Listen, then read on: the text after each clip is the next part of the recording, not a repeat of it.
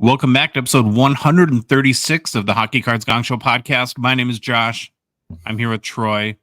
You surviving the weekend, Troy? Is it another busy hockey weekend in the Iverson household? Yep, very busy weekend. Yesterday it was 8 a.m. practice and then high school games and then an evening practice, but then I had to go to my daughter's play. So I didn't go to the evening practice. So it was a crazy day, but we beat Andover. We were ranked number 1. They're ranked number 2. In our game yesterday, we beat them 5-4. We were down 3-1 at one point, but we came back. It's a fun game.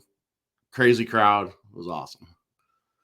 Andover's kind of had your number the last few years, Yep, right? they sure have, and I'm assuming that we will see them later in the season, in the postseason, but we will see. We got to get there first, and everything's got to line so we play them again. But we'll see. Actually, we're in a tournament too in around Christmas that they're in too, so we might see them there too. But definitely a good rivalry with them.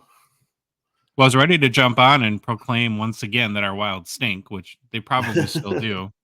But I think they're headed to overtime now in the NHL Global Series in Sweden versus your favorite Toronto Maple Leafs, Troy. This is a tough game for you. There we Your go. allegiance is split. I'm getting a lot of anxiety about our guy Kaprizov here and the fact that he tends to do nothing anymore in hockey games. And not great. A huge show today.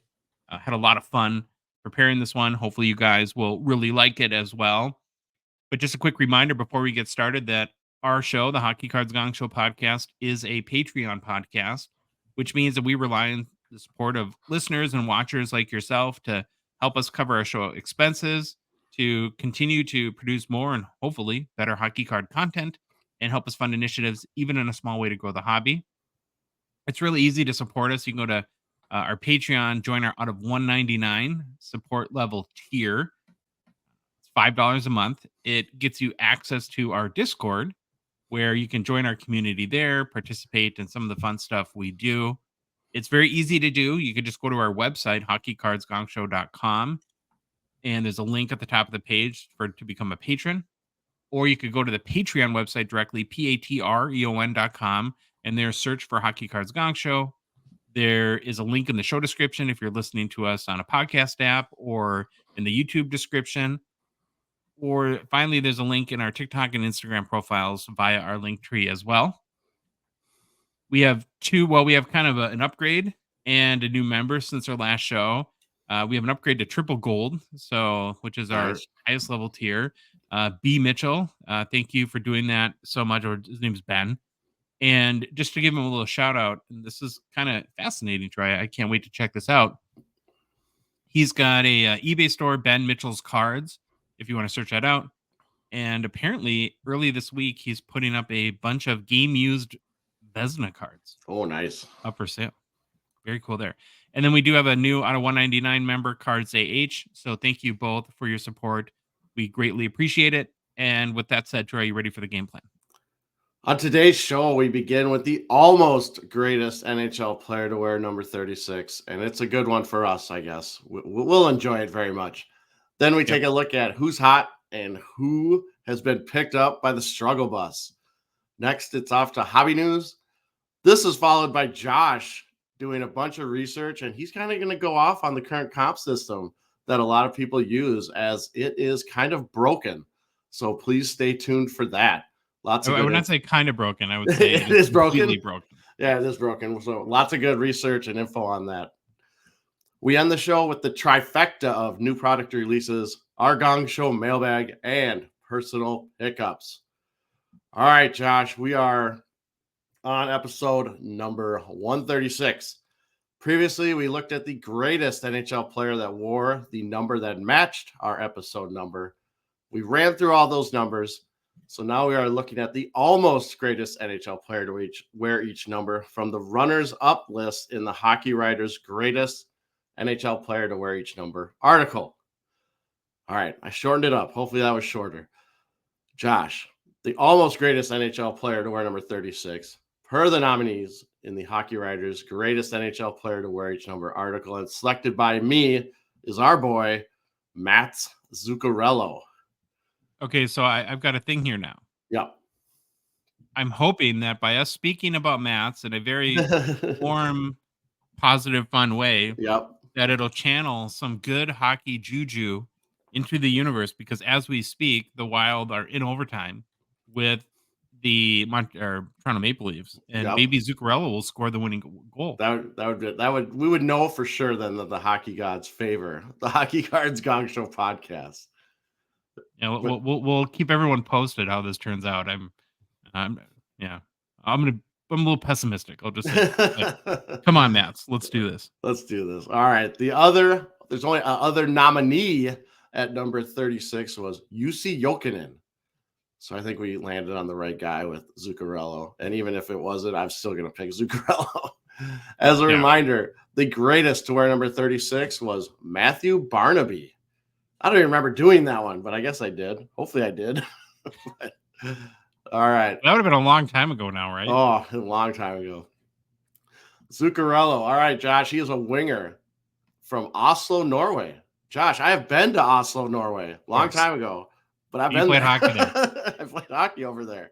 I got a good friend I met over there too. Oslo's a great city. I loved it. All right, so Zuccarello, he was not drafted, Josh. He was signed as a free agent with the New York Rangers in 2010. Before that, he had been playing full time in Norway and Sweden. Wow. Yeah, I didn't know that. he's got a pretty interesting. I mean, it's not that. I mean, it's just one of those stories. He was never drafted in the entry draft. We'll have a mailbag question about him. Yep. Well, I gave away a hint of what the mailbag question is, but yeah, so he was playing full time in Norway and then Sweden.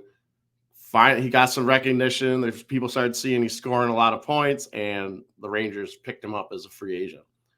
So Zuccarello has played in 781 regular season NHL games, probably more now since I didn't count the one today, 782, over a current 14 season NHL career.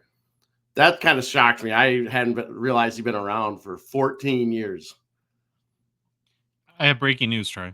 Oh, now what? The hockey gods hath forsaken us. Oh, jeez. William Nylander scores the overtime winning goal. Of course. And our Wild lose.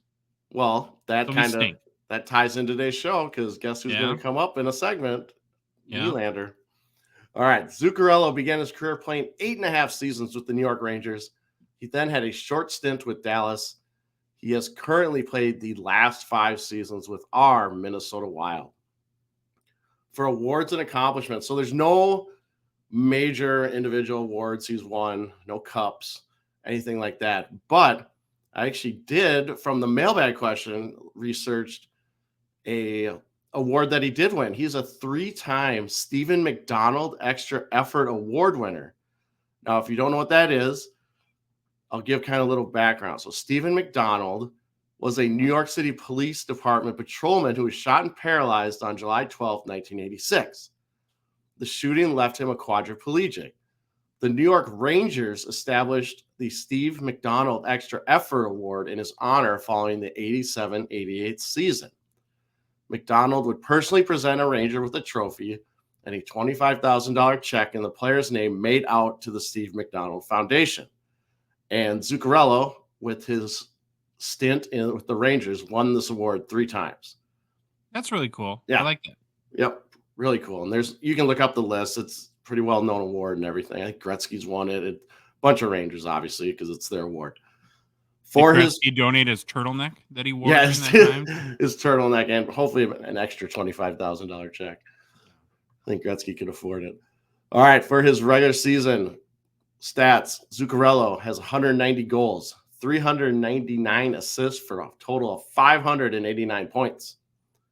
Zuccarello has made the playoffs in 11 of his 14 NHL seasons, compiling 18 goals, 37 assists for 55 points in 96 NHL playoff games played. Best season of his NHL career from a point standpoint was his 21-22 season, where Zuccarello had 24 goals, 55 assists for 79 points in 70 games played with the Minnesota Wild.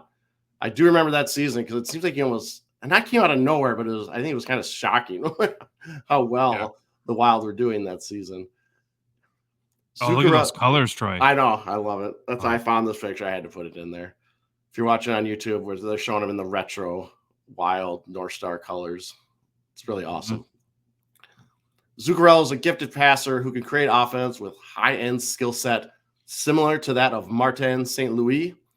He has been an important part of Minnesota ever since he signed with the team. He has also, Josh, become Kaprizov's best friend and helped Kaprizov transition to playing in the NHL.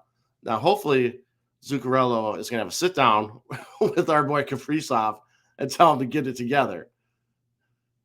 He's It quite a bit is, older than Kirill too. yeah, yeah. And Kind of interesting about that. 10 years or something like that, right? yeah, he's pretty, yeah, definitely older. And I think Kaprizov might have lived with him when he first came over Yeah. here, and that's kind of the budding friendship that developed with them. So Zuccarello obviously is still currently playing in the NHL with the Wild. For this current 23-24 season, Zuccarello has 4 goals, 13 assists for 17 points, and when I did research, in 16 games played. So again, gifted passer, an assist machine, having a pretty decent year. The Wild stink, but oh well.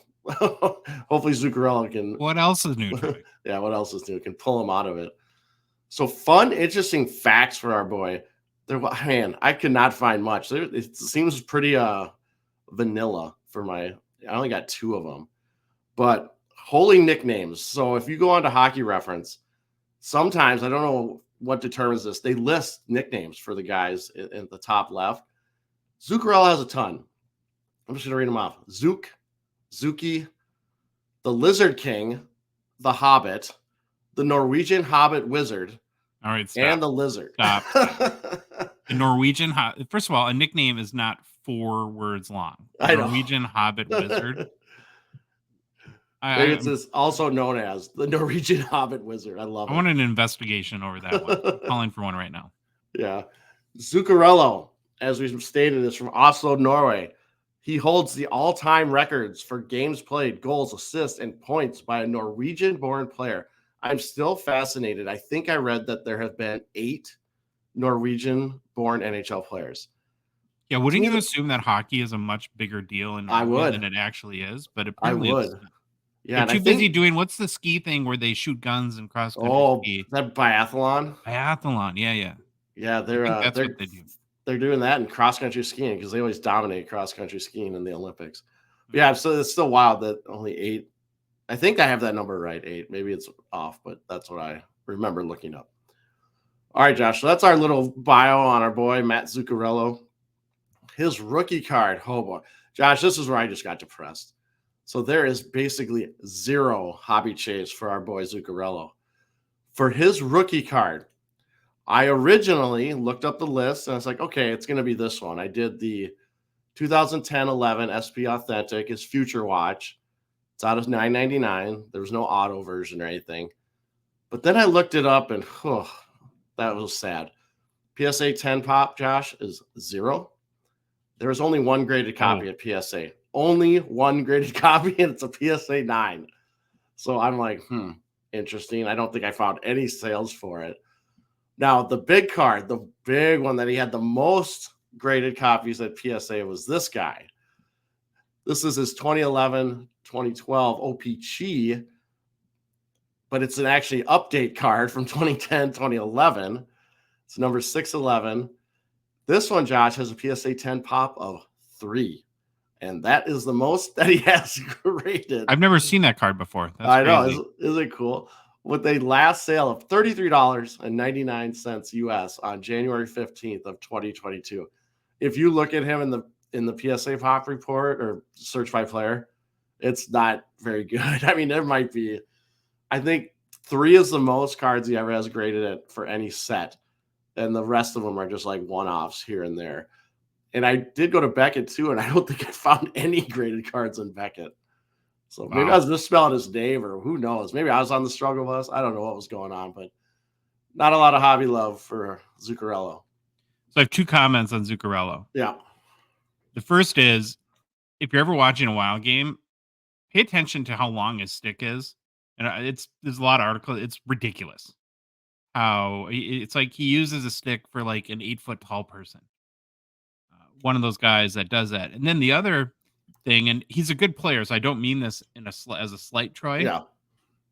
but if you want to have, and I'm glad we have him on the Wild, but if you want to have a really long NHL career, become best friends with a young superstar. So Yeah. anyone veteran on the Chicago Blackhawks right now, you want a nice fat contract extension, Yeah. buddy up with Connor Bedard, have him over for dinner, make him tacos on Tuesday or whatever you need to do, because that has really worked for Zuccarello in this case. Well, with the Like I Blackhawks, said, that though, should be Taylor Hall, right? Is he on the Blackhawks? Did I get that yeah, right? Yeah. he's hurt though, I think.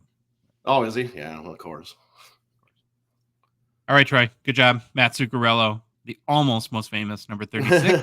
But now it's time again for Who's Hot in the Struggle Bus. We had a 1-week hiatus due to Yep. the Fall Expo, but now we're back with Who's Hot in the hockey community's favorite piece of crap bus, Struggle Bus. Gives us 2 weeks now of kind of NHL play to check in Yep. on, evaluate, and run through the Gongshow supercomputer to determine which players really should be in Who's Hot and which should be boarding the Struggle Bus. We haven't used the supercomputer in a long time, No. so kind of dust that thing off, I guess, too. But Troy, we're going to get started right now with our picks this week for Who's Hot, and you already mentioned him. He just crushed the Swedish dreams of our Minnesota Wild, Yep. and I had to go with William Nylander, who's having a heck of a start to the season. He is a Swedish forward, so very exciting for him to get the game-winning goal today in his native country. 27 years old, plays for Troy's favorite Canadian team, the Toronto Maple Leafs. There we go. Now, Troy, I know you're wondering about Nylander's full name, right? You know what? You say that now. Zuccarello, he's Yeah, I got saw that. actually. I didn't even mention it. I can't remember what it is now. Oh, it's. Sorry, I'm going to go off topic, but Matt Zuccarello. Some of his cards are. It'll have Matt Zuccarello dash. I think it's Austin, AASEN, and then that must have got dropped at some point. I don't know if it was by him or the card manufacturers, but interesting. All right, let's go back to Nylander and his name. Yeah, William Nylander is definitively the short version. So I'm going to take a deep breath right now and let you all know, if you don't already, his full name, which is William Andrew Michael Jr. Nylander Altilius. Wow. Now, I got that off Wikipedia, and part of me wonders if it's true, because that's just crazy. Yeah. You know, the first thing I thought of was, do you remember in Gladiator, like Russell Crowe's character when he was like, and I went and looked it up, and it was a lot shorter, which is kind of disappointing. It was Maximus Decimus Meridius. Yep. Was his character's name. Now, here's what I got to say about Nylander's full name. I want to see any true Maple Leafs fan. You got to get the full name on the back of a jersey. Find a way to do it. So you're saying when I buy my Maple Leafs jersey, I have to get the whole name or his whole boy. So it would have to say Andrew Michael Jr. Nylander Altilius. All right. Yeah. Well, I'd have to say Andrew Michael Jr. Nylander Altilius. Yeah, there you go. Sorry. Yeah, not the William. You'd probably have to pay more, I'm guessing, because that's a lot of letters. That's a lot of letters. They'd have to sew down the sleeves, probably. That'd be hilarious. Anyways, so his name's so long, we can't just keep saying. So I shortened it to Wham Jina. I thought that's a ninja. It looks like Wham Ninja. Yeah, Wham Jina. He's lighting it up for the Leafs, and this is before today. But in 16 games played, he had 11 goals, 14 assists for 25 points. He also obviously has another goal as they just beat us. Last season was Nylander's best season to date, where he had 40 goals, 47 assists for 80 points. He's smashing that pace, it's safe to say, almost a quarter of the way. Hold on. Show. Supercomputer failed you miserably. Oh, 87 points. Sorry, 87 points. Okay, I've had to make sure. One of those numbers. Supercomputer failed. That's not surprising, but I think we have to update the software. Or I'm just an idiot. One of the Yeah, so he's smashing that 87-point pace so far this year. And I don't know, Trey, if you've seen much or have been following the Leafs salary cap drama over the past, 5-6 months. But before the season, I think many people have presumed that Nylander might not be on the team either at the end of this year or next season, because they've allocated huge amounts of their salary cap to Austin Mustache, John Tavares, Mitch Marner. to name a few. And these are all guys like 10 million plus guys. And if you add Yep. Nylander to that mix, who's up for contract soon, I think, and is going to command that level, you can't have like 55 million No. committed to 4 players of an 80 million cap or whatever on your team. And so I think the presumptive thought was that he was going to be trade bait, essentially, maybe to bring in a goalie or help in the blue line.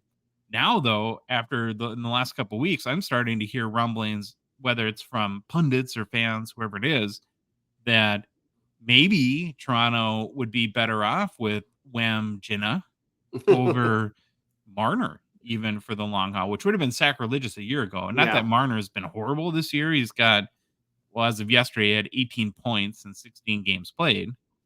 But what I think, though, is that if we have a lot of Swedes on our team, and if Yep. Toronto needs to trade Nylander, maybe we could throw Flower in the deal, help them on the goalie front a little bit. I would take him here. Would you? There's no world where they would trade Nylander for Flower. Their Flowers on the back end of his curve. But I agree with you 100%. That was the first thing I thought when you started talking about him and then being the odd man out. We would definitely take him. We got lots of Swedes. We got lots of Scandinavians. Come hang out in Minnesota. But they probably want Wallstead for him, but we can't do that. What about Rossi and Flower? Oh, there you go. Maybe. I don't know. I still think that'd be a tough one. And Flower to me is so tough because I just think he's at the end. Well, it would be a rental just to help it Yeah. because the Maple Leafs are trying to win this year. So, anyways, William Andrew Michael Jr. Nylander Altilius is a 2016 17 Young Guns. His PSA 10 Troy pop 1,110, has a 67% gem rate, last sold for 178 US on November 18th, up about 19% in the past 2 weeks. And it's up about the same 18% since the start of the season, which makes sense. He's playing awesome. All-time high for this card is 294 US in January of 2022. So William Nylander kicks off who's hot. You got the next one. Before I go on to that, I was wondering, what if Nylander was really set on having his whole name on his Young Guns card or on his cards? Do you think Upper Deck would accommodate that? Or I wonder if there's something in the agreement where, listen, we can only put 2 names. You can't have 7 on there. It would have to be micro font. Yeah, you wouldn't be able to see it. But that would be hilarious. I wonder if that's ever actually come up. I'm sure someone might know that. All right, let's move on, Josh. Here we go. Next guy, Kyle Connor. Over the past 2 weeks, Josh, our boy, your boy, I don't know whose boy he is, Kyle Connor of the Jets. Yep, we'll take him. Of the Jets has been on a tear. In the past 2 weeks, 27-year-old Connor has 8 goals, 5 assists for 13 points in 6 games played. Josh, that's over 2 points per game. That's pretty good. I would definitely take that in career. It's really good. And I apologize if you're going to get to this, but if you ever wanted to research a guy who's been really good for a few years now, but totally under the radar and completely hobby irrelevant, this guy could be near the top of that list. Yeah, I don't actually go into that much because my segment is really short. I felt bad once I got done. I was like, oh, I didn't put that much, but I guess I'm trying to move the show on. I guess I don't know what's going on. So in fact, this year, Josh, listen to this. Connor has 14 goals, 8 assists for 22 points in 17 games played. Again, like you just kind of mentioned, he's been really good and he's been good for a while. And again, he slips under the radar. His 14 goals currently puts him atop the goal scoring leaderboard in the NHL this season. And for his career, and I love this, Connor has 223 goals, 223 assists for 446 points in 483 games played. There's something about seeing the same number of goals and assists that just must trigger something in my brain because I love that. And then I was starting to do a little bit of research on him, and The Athletic, again, had a pretty awesome deep dive that they did recently on Kyle Connor this year. And a lot of video, a lot of analysis, and talking about how he scores goals in a way few players can replicate. He is obviously the Jets' most dangerous goal scorer from the top of the circles and toward the net. And it's actually not by accident. He has a heads-up approach to scoring goals, lightning quick hands, and the processing power to respond to defensive coverage in real time. And they show these videos where it's amazing how he can just notice a goalie cheating like a split second, and there might be a guy he could pass to that looks like an open net, and he'll see the goalie cheat and he'll just short side it. It's pretty crazy, this article, how they go into it on how good he is at making decisions very fast, which obviously is a very good thing for a hockey player.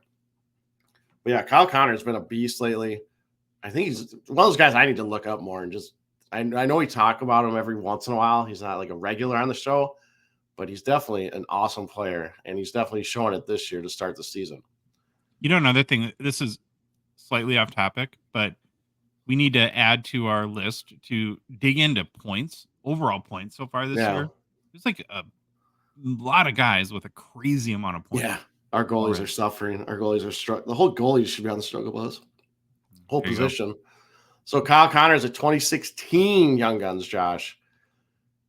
PSA 10 pop is 799 with a gem rate of a paltry 71%. Recent sales have been in the 75 to 80 US dollar range, which is up about 25% since the beginning of the season. And it's kind of funny, I didn't really put the exact numbers, but you look at his sales in Terra Peak versus those other systems, and you see issues that you're going to address. I saw them there. So it's a very relevant topic that you're going to get to in a little bit. Yeah, I'm going to get fired up. Mentally preparing already. So we have William Nylander, Kyle Connor. Our third nominee for Who's Hot this week is the mercurial JT Miller, who's currently tied, as of yesterday, I guess, for the NHL lead with 27 points in 17 games played. I honestly don't exactly know what mercurial means, but I just thought it sounded good. Say. Yeah. He has 10 goals, 17 assists on the season. It looks like a bit of a bounce back season for the 30-year-old Nucks forward. JT, Troy, by the way, stands for Jonathan Tanner. There's a fun fact for you. His production dropped from 99 points in 2021-22 to 82 points last season. That's not a Huberdeauian slide, but it's also not what the Nucks were looking for. After he signed a $56 million extension at the end of 2022, he's kind of a blunt and fiery personality and seems like a good mix for the Canucks, who their superstars are pretty reserved, like Elias Pettersson, Quinn Hughes, not very vocal in the locker room or even on the ice from that perspective. And it kind of caused problems last year. He was in the news in some negative ways where, if we all remember, the Canucks were off to a really horrible start to the season. He was really frustrated. His body language wasn't great. And it kind of became a story and took on a life of its own a little bit. But if he continues to play this way, and he's definitely on pace for maybe a 40-goal, 100-point season, which could be in the works for him, I just don't know what it would do at this point to catapult his hobby market. He's 30 years old. He's sort of, you kind of get slotted in a spot, I guess, in the hobby, and that's sort of where you are. But JT Miller is a 2013 Young Gun, PSA 10, pop 90. That's crazy. 61% gem rate, last sold for 88 US dollars on November 15th, up 34% in the past 2 weeks, up 72% in the past 3 months. All-time high, Troy, 172 US, which was January 2022. One good sign that I'm happy to see, again, we've talked about the hobby market for a while now, and it's definitely a mixed bag. There's lots of things that aren't great. Overall, prices are down. But one sign that you want to see is when you have players playing very well, that their card prices start to go up. And in this case, for both Nylander, Kyle Connor, and JT Miller, we've seen some healthy increases over the past 2 weeks. So I'll chalk that up as one positive sign for hobby health.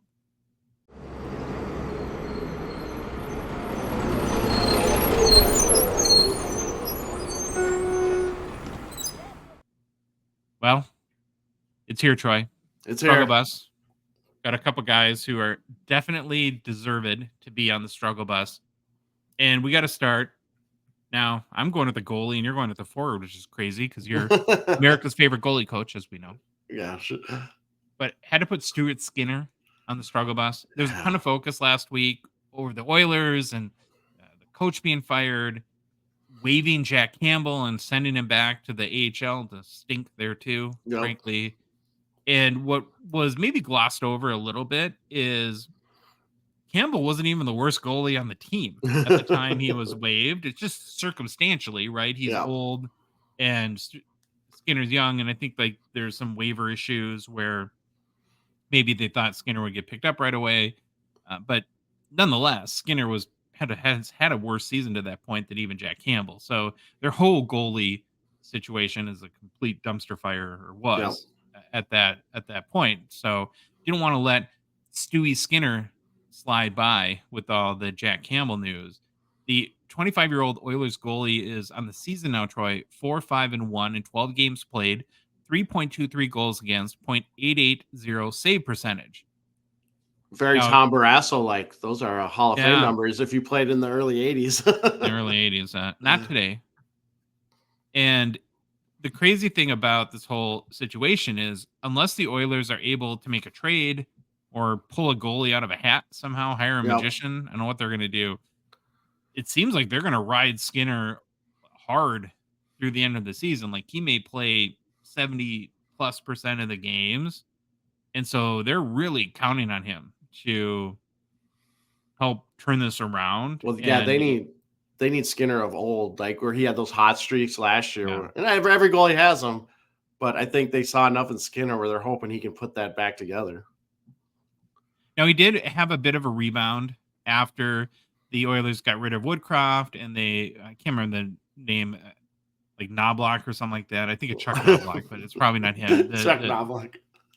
One of McDavid's junior coach was named the team coach, which is kind of, and I didn't mention this last week, but have you noticed that like when a coach gets fired in any sport and they replace him with an interim coach, that almost always that team wins that next Yeah. game? Yep. It happens. It's like clockwork. Happens a lot. Yeah, just that new voice, or maybe the Yep. feeling of fresh start, or a sense of urgency that it communicates. Well, the Oilers went on a little bit of a streak. I think it was like a 3-game or maybe 4-game winning streak. Skinner was pretty good. But then on Saturday night, he was kind of awful again and let in, I think, 5 goals on 23 shots. You can tell in reading articles that the Oilers know that, I mean, he's going to make or break their season Yeah. at this point. And so they're trying to pump his tires left and right. But I just feel like that, how good he's been, how much of confidence they have in him. What else? I guess what else are they going to do at this Yep. point? But if I was an Oilers fan, I wouldn't be super confident at this point. Would you? No, I would not be from what I've seen. I'm just praying that he finds what made him hot last year and ride that wave. But yeah, it's such a hard thing in the NHL right now to just be 100%. You need that, like your goalie has to win you every game. It's just not how the NHL is shaped right now. It's like you got to be able to outscore people, which Edmonton should be able to do. But obviously, when you get deflated by letting in so many goals, it's kind of tough. I do have a question for you just on kind of strategy and just your experience in working with goalies so much. So you have the situation where Skinner's kind of their only viable goalie at this point. They don't really have much of a backup. So like I said, they're going to be forced to play him a ton. Yeah. So in your mind, for a young, struggling goalie, is that almost a good thing that he's going to get a ton of time to play? Or would you worry as the goalie coach that it's just going to compound the issues? Well, yeah, any bad streaks, it's like you have no backup. You have nothing to relieve him. Like if he runs even a rough game, you pull him, and whoever their backup is, I don't even know who it is now. But right now, it's like Calvin Pickard, right? Or Pickard, oh yeah, it is. Yeah, so it's a lot of you got to kind of pump his tires. I mean, you can't tell him he's terrible every day at practice or anything, but you got to work in. Like I've always found too, when a goalie's struggling, work in drills that are confidence builders. Like they're not the hardest drill, but they're going to make the save every time. If anyone reads In Goal Magazine, it's a website. They actually interview Dustin Wolf, and he talks about that when he's struggling. He always wants to do these confidence builder drills that just remind you that yes, you can save a shot, and doing a lot of work like that. Again, these guys have a lot more access to mental health coaches, and you probably need to make sure your goalie has that because they can go down a rabbit hole really fast. But yeah, if you're going to play this guy, if you're going to run him 60 games or whatever they have left, that's tough. If has issues or hits a more what's the word I'm looking for, like a bad streak again. I think that's an interesting point you made. So if you're the goalie coach of the Oilers, are you at practice like waving over to McDavid and say, "Hey Connor, come here. Make this guy Do me a look good. favor, put like 50, 60 shots right on the oil drop in the middle of his chest today." That would be great. And No, just be like, and every time shake your head and be like, "You beat me again." No, yeah. I don't think I'd never tell a player to do that unless it's like the beginning of, like, here's the deal. Like, and you'll see this in youth hockey. These kids don't understand. And when you tell them this stuff, they stare at you like you're a deer in headlights. But it's like the first round of shots a goalie should see in practice are usually to get them warmed up more than the players. And they should be you're not sniping bar downs, trying to do all that. You're trying to get the goalies warmed up. And the shot should be relatively close. Maybe the goalie has to move a little bit. But yeah, you got to build confidence some way. And I would never tell the players to do that. But if working with the goalie coaches can make sure drills are designed in a way to give the goalie a better shot at making a save, we'll say. You could trade for Ryan Suter and have him throw marshmallows. Just throw marshmallows all day. Here you go, bud. Yeah, there you go. All right. Skinner is a 2020 young gun. His PSA 10 pop 1,125. That surprised me. That's a big pop for. Yeah, I remember that number always. I think we've talked about him before, but that number always is big, and we're like, whoa, okay. Well, yeah, 76% gem rate, so that definitely a factor there. Last sold for $36, Troy, on November 15th. It's like a Subway meal now. Getting into grading cost territory here. Down 35% in the past 2 weeks. Down 48% in the past 3 months. All-time high on this card was $207 US in December of 2022. Okay, who's Stu Skin's buddy on the struggle bus this week? I think a lot of people saw this one coming. It's our boy, everyone's boy. The struggle bus has found its way to Columbus. It's stopping to pick up Johnny Gaudreau. So, Josh, over the past couple weeks, Gaudreau has played in 7 games and put up a measly 1 goal and 1 assist for 2 points. What do we call that? Oh, Slavkovsky. Yeah, he put up a Slavkovsky. Yeah, I love it. I'm getting it. For the season, Gaudreau only has 2 goals, 5 assists for 7 points in 18 games played. I'm guessing Columbus and their fans expect a little more from Johnny Hockey, especially when he is being paid around $7.75 million US this year, Josh. He was a huge free agent signing by Columbus in the summer of 2022. He had a decent season last year. I know it was kind of, I don't know where everyone landed, but he had 21 goals, 53 assists for 74 points in 80 games played. And he had 100 points this season prior in Calgary. So that was not a Huberdeauian drop off. No, but definitely a drop off. But he did lead Columbus by 20. He had 20 more points than anyone else on Columbus. So he definitely was that team's point scorer for the year. However, this year has definitely been a struggle. Gaudreau is off to the worst start in his 10-year career. And why that gets pretty worrying is if you look at Gaudreau's history, he's usually a very strong starter and he starts seasons very well.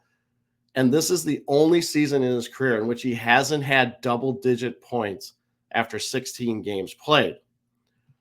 Now, I don't know how much you can put on this on like the whole Babcock thing. I think Gaudreau is enough of a veteran that stuff happens and whatever. I don't think that's a big reason for anything.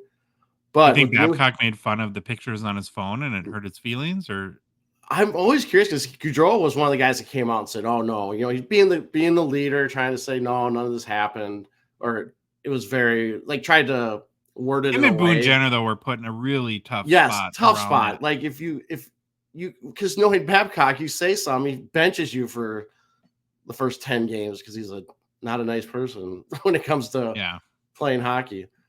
But with new head coach Pascal Vincent, we've seen him take some actions too to try to get Gaudreau going.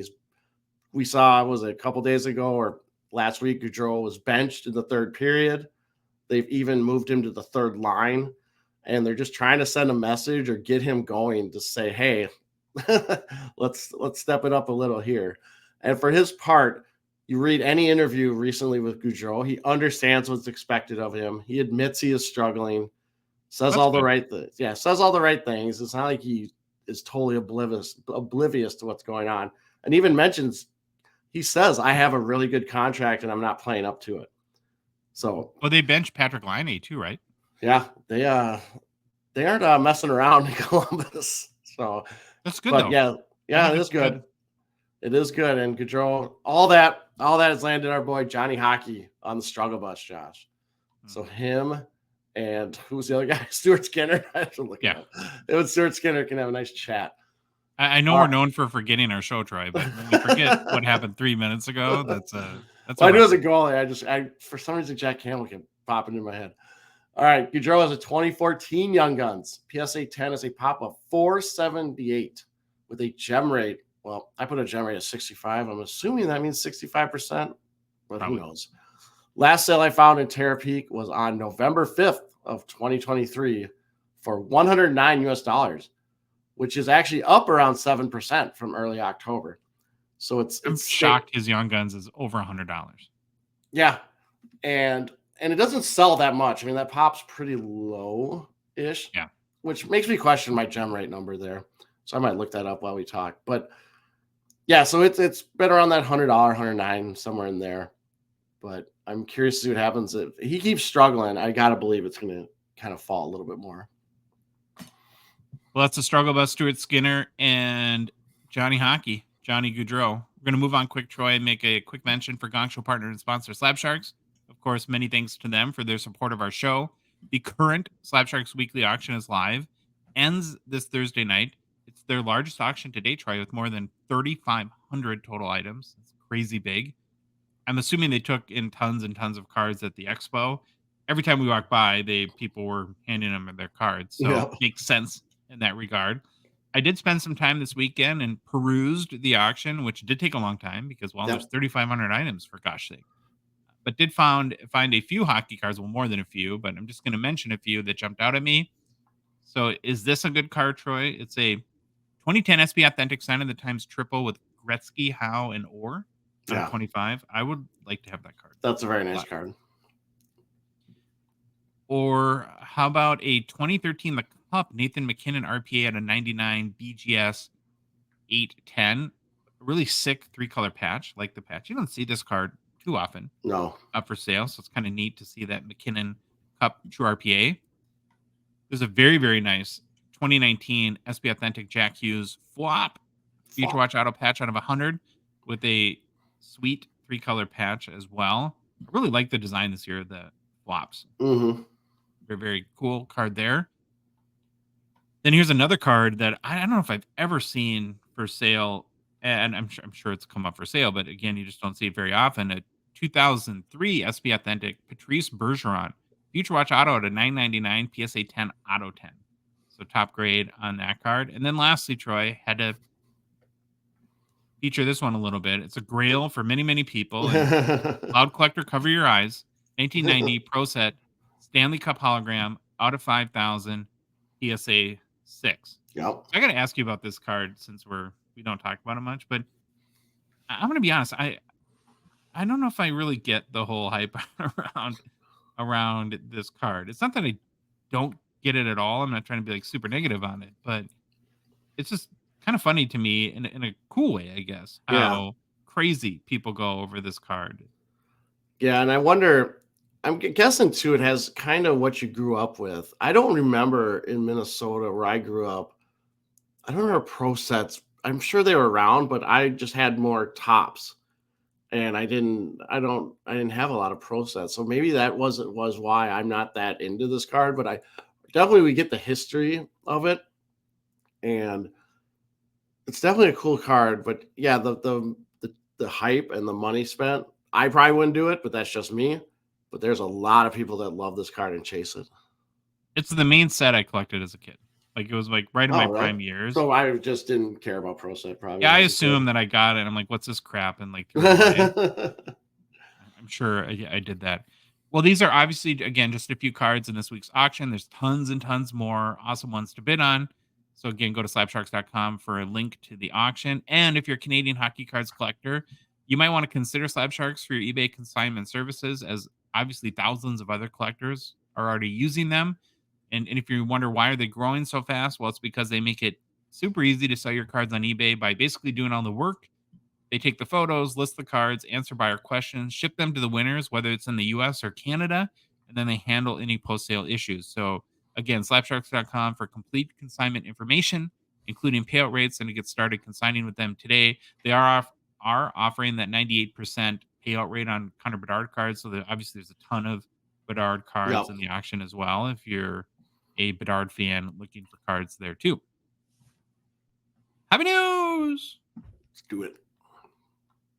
Well, this has just got a lot more depressing. The NHL Global Series, where our beloved Minnesota Wild finished 0-2. Yep. But overall, very good thing happened this weekend in the NHL with their Global Series kicking back up in Stockholm, Sweden, with 4 NHL teams represented. So we had our Minnesota Wild with Joel Eriksson Ek, Jonas Brodin, Philip Gustafsson, and Marcus Johansson, which are all native Swedes. Yep. Then if you, I do want to mention too, if you haven't seen this already, do yourself a favor, go to the Minnesota Wild's Twitter or X profile and check out the latest Not Weird Wild commercial featuring the Wild's contingent of Swede players. It's amazing. Did you watch it, Troy? I haven't seen it. The last one I saw was the Gus Bus, where he's picking up everyone. This one is equally as good. It ties into the Global Series. Okay. And it features all the wild Swedish players. Well, so they have 4 Swedes. Of course, they're all done by the Maple Leafs in the Battle of the Swedes, who have John Klingberg, who was with the Wild last year, Timothy Liljegren, Kalle Järnkrok, William Lagesson, and William Andrew Michael Jr. Nylander Altilius, which sounds like I just mentioned 12 players, but remember Nylander's got a really long name. I'm sure I butchered them too, which would prove we don't just discriminate against French names here. Yep. We have terrible pronunciation abilities, are completely multicultural. So there you go. The Red Wings, Troy, have 1 lone Swedish player currently at the NHL level, Lucas Raymond, which is a Swedish name I can get behind. Easy peasy to say that one. So and then I was gonna say the Wings must be in this whole thing because probably Swedish fans know who the Detroit Red Wings are from Lidstrom and all the history they have. So they like bring the Red Wings over, even though they only got 1 guy. Well, they've got that Edvinsson kid too. That maybe right. And then the Senators, who were in, we'll get to in a minute. Were in Sweden the last time the Global Series was there. I'm not sure the connection there. They have Anton Forsberg and Eric Brandstrom. So kind of cool to see a bunch of these guys be able to go home, play in front of their fans and family and all that, and friends and all that good stuff. The games took place Friday, Saturday, Sunday, which created some weird watching times for us back here in North America. Like the Wild today started at 7 a.m. our time, which was kind of nutty. And the NHL did up their game this year, Troy, sending 4 teams as opposed to the traditional 2. So they're kind of, I think, trying to create more of an experience. It's the 5th year of the NHL Global Series. The last time the Global Series was in Stockholm was 2017, where the Senators, again, and the Avalanche played a couple of games. We mentioned this before, and I think you're on the same page. Super supportive of any initiative to help expand the popularity of the game and the league beyond North America. It also exposes the hobby to these folks as well. If you go on like Upper Deck's Instagram, you can see that they were there in full force. They had a whole bunch of kind of cool experiences set up. They were creating custom hockey cards. I'm sure you could get packs in that.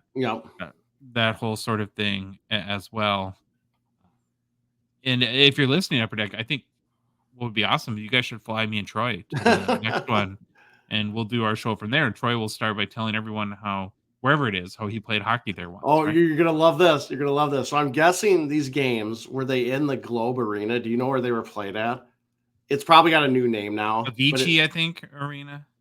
Oh, Avicii Arena. I wonder if that's it. So when I was over in Stockholm, it was called the Globe Arena. Yeah, it is shaped like a globe. It's that's it globe, then. Right? Yeah, it looks like Epcot Center in the US. And Josh, yes, I have been to the Avicii Arena. I've been inside. Of course.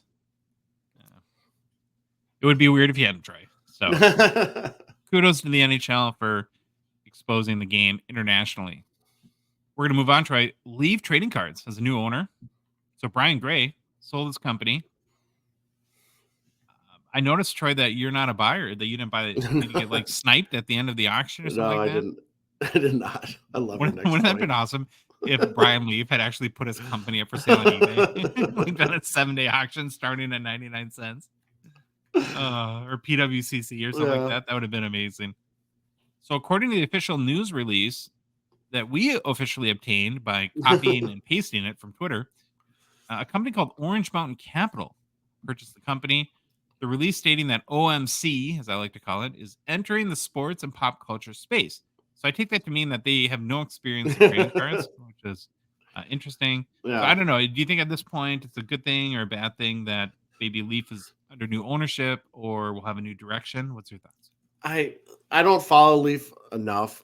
We've looked at some of their products. I know they have some hockey stuff that some people really like. We've just Mhm. I'm to speak for you too that we've never really gotten into Leaf that much.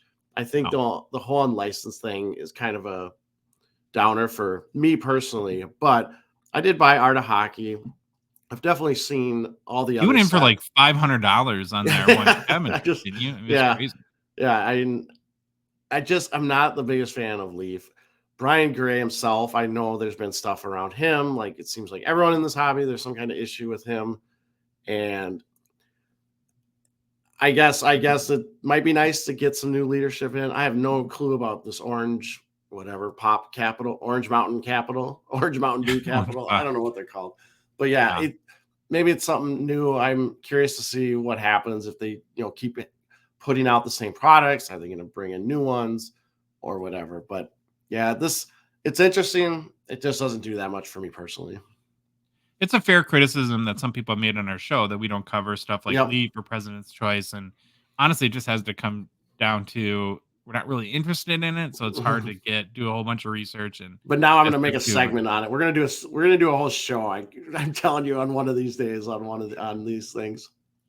Well, like you said though, they do have a number of hockey sets, like Yeah. Ultimate Hockey, in the game used hockey, which all these names sound very similar to Upper Deck products.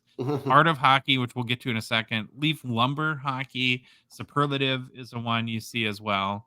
So if we're allowed to maybe make a suggestion or two to the new owners, I have one, Troy.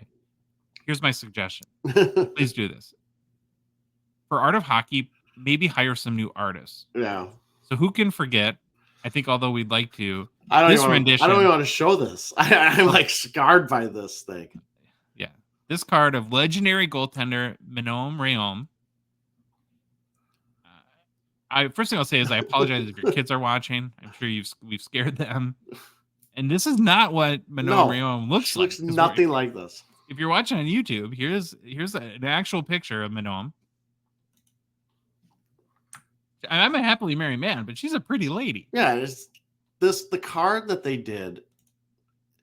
I don't understand. I just don't. You need to explain this horror show for the people at home because Yeah. So if for if somebody that's listening and can't see it, I can't even look at it. So yeah, I'm gonna it's have you explain it. yeah, it's basically just a headshot of her, but like even her hair is like looks like frazzled and it's like it looks like she didn't comb it.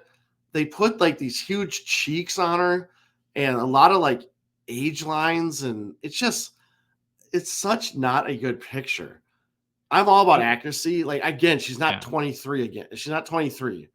She's probably, I don't know, maybe upper 40s, mid 40s. I don't know. But what You they know what it did looks in like to this, me, Troy? It looks what? like that she was kidnapped and forced to lay in a tanning booth for 10,000 straight hours. Yeah, it's bad, and it's not even like some kind of like artistic license. It just looks like a bad picture. And again, I get it. The picture we show where she looks normal. This is Photoshop probably and all that, but you even find regular pictures of her. She looks nothing like this Leaf of Art hockey card, and it's just even Timu Solani, the one I pulled, Yeah, it was was hideous. just off a little, and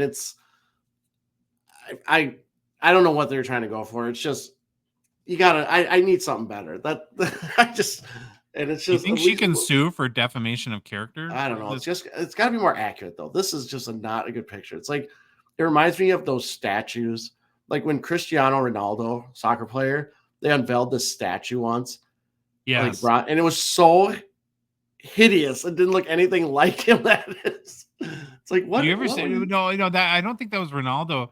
It Was might that have like a been, but joke they did it it or was a something? joke. It was a late night. It was either Fallon or Kimmel that did No, it to that's David right. Beckham, and they made the Beckham. most hideous looking statue. It was a total, Yeah. like, candid camera sort of setup thing. So maybe the Ronaldo was a real one that I remember. I don't know. But anyways, it's a bad picture overall. Just I would Well, like and I have so many more questions about this card. yeah. Doesn't she have to if she signed it, so she would have to oh, no, was it a sticker? It's a It's a sticker. sticker auto. Do you think she had to approve the Boy, I artwork? would that's a great No question. I way. don't know how the licensing works with this stuff. I would think so, but maybe not. I mean, Should we reach out to her and see if she'll come on our show for an interview to solely discuss this, like, Friday the 13th nah, artistic, I don't know horrible if you'd want to description do of that it? because it's really weird because then we're sitting here talking about your looks the whole Well, time. she looks fine. She looks Yeah. great. Yeah. Or m well, maybe we can do, like, a congressional investigation. Probably Canada since they're well, I would be, like, what, a parliamentary investigation over Yeah. there? Should we call, like, the Royal Canadian Mounted Police? There Would you they get go. into this? We gotta do something because this card needs to be, burned Yeah. and It's not destroyed. not a good card. That's our advice. Anyways, though, good luck to the people at OMC, Orange Mountain Capital, Yeah. and it'll be interesting to see what they do. Let's give them a shot and, with their hockey stuff. Well, I guess my fear would be that maybe what if they're not hockey guys and they just dump Yeah. hockey? Yeah. Maybe they're all like Pop Century or something. Okay, Trey. Like, So for yeah. are we ready to I move on? just say I think Leaf has a really good niche in hockey, so I don't know if I would think that'd be a dumb move to dump them, but I don't know their financials one bit. But Yeah. We're gonna do a baseball card story that has a hockey high or a hockey a hockey tie-in for our last hobby news story. So within the last week, I think I don't follow it's like super close. yeah, 2023 Topps Chrome Update Baseball was released, and this is the set that includes the special 101 cards that have the MLB debut patches we've discussed before. I think a few yep, weeks ago on the show. So in case anyone missed it, the idea is Fanatics has partnered with Major League Baseball, where a special debut patch was sewn onto the jersey of rookie players playing in their debut game. And then later, that entire patch was removed, inserted into a one-on-one card for a probably like, in my mind, one of the sweetest rookie patch auto concepts ever yeah, done. I think this really sets the new mark. It's just awesome, right? yeah, Because the problem with patches, as we know, whether it's even if it's game use, you don't really know the provenance. Here, you can point to the exact game that the player played. You can yep. go find photos, and the entire patch is there. And I guess even on the back of the card, it has a hologram that has the date of the game. So Mm. I expect that for the right player, these cards are going to be crazy. And I hope Upper Deck does something similar down the road. But this is all stuff we've talked about. So what's kind of the new part of this story, which I think is really interesting, is in three versions of Topps Chrome Update, these cards are in. They're hobby boxes, jumbo boxes, and then they have a Breaker's Delight.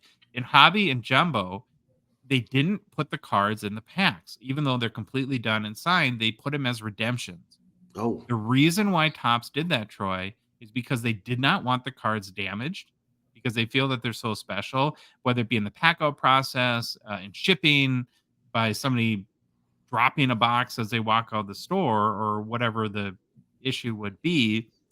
And so it made me think is that, and actually in this case, is the fact that a redemption, is that a good thing? Like, do you like the fact that if you were to hit one of these, would you be more comforted that it wasn't packed in the box and maybe the corners are all banged up, or there's a one of the edges because you can't really replace it, right? You'd no. have to manufacture the card again. And normally we're so anti-redemption for very Yeah. good reasons. But in my mind, I'm like, I think I might prefer redemption in this case. What are Well, your thoughts? two things. One, they get to if it is a redemption, it comes timely because they have the card. Yep. You create a ton of bad ill will if you don't. Two, if I get a card and it's dinged up, are you going to be like, what's the course then? If it is dinged up, say Yeah. somehow when the athlete signed it, he dropped it or nicked it or something. Boy, I Well, think you'd you're hope that they opening would up the remanufacture it at that yeah. point, but Yeah, I think you're I don't mind what they're doing given the reason they're saying they're trying to protect the cards. I think you're just opening yourself up though if there's any issues at all. And Fanatics, we've seen this done, I think, a pretty good job about making things right. I don't know everything. I just remember those multiple 101s that they put those huge bounties on because there was multiple copies, right? And they were saying yes. we'll give you $75,000 if you have one of them, way over the price of what the card's worth.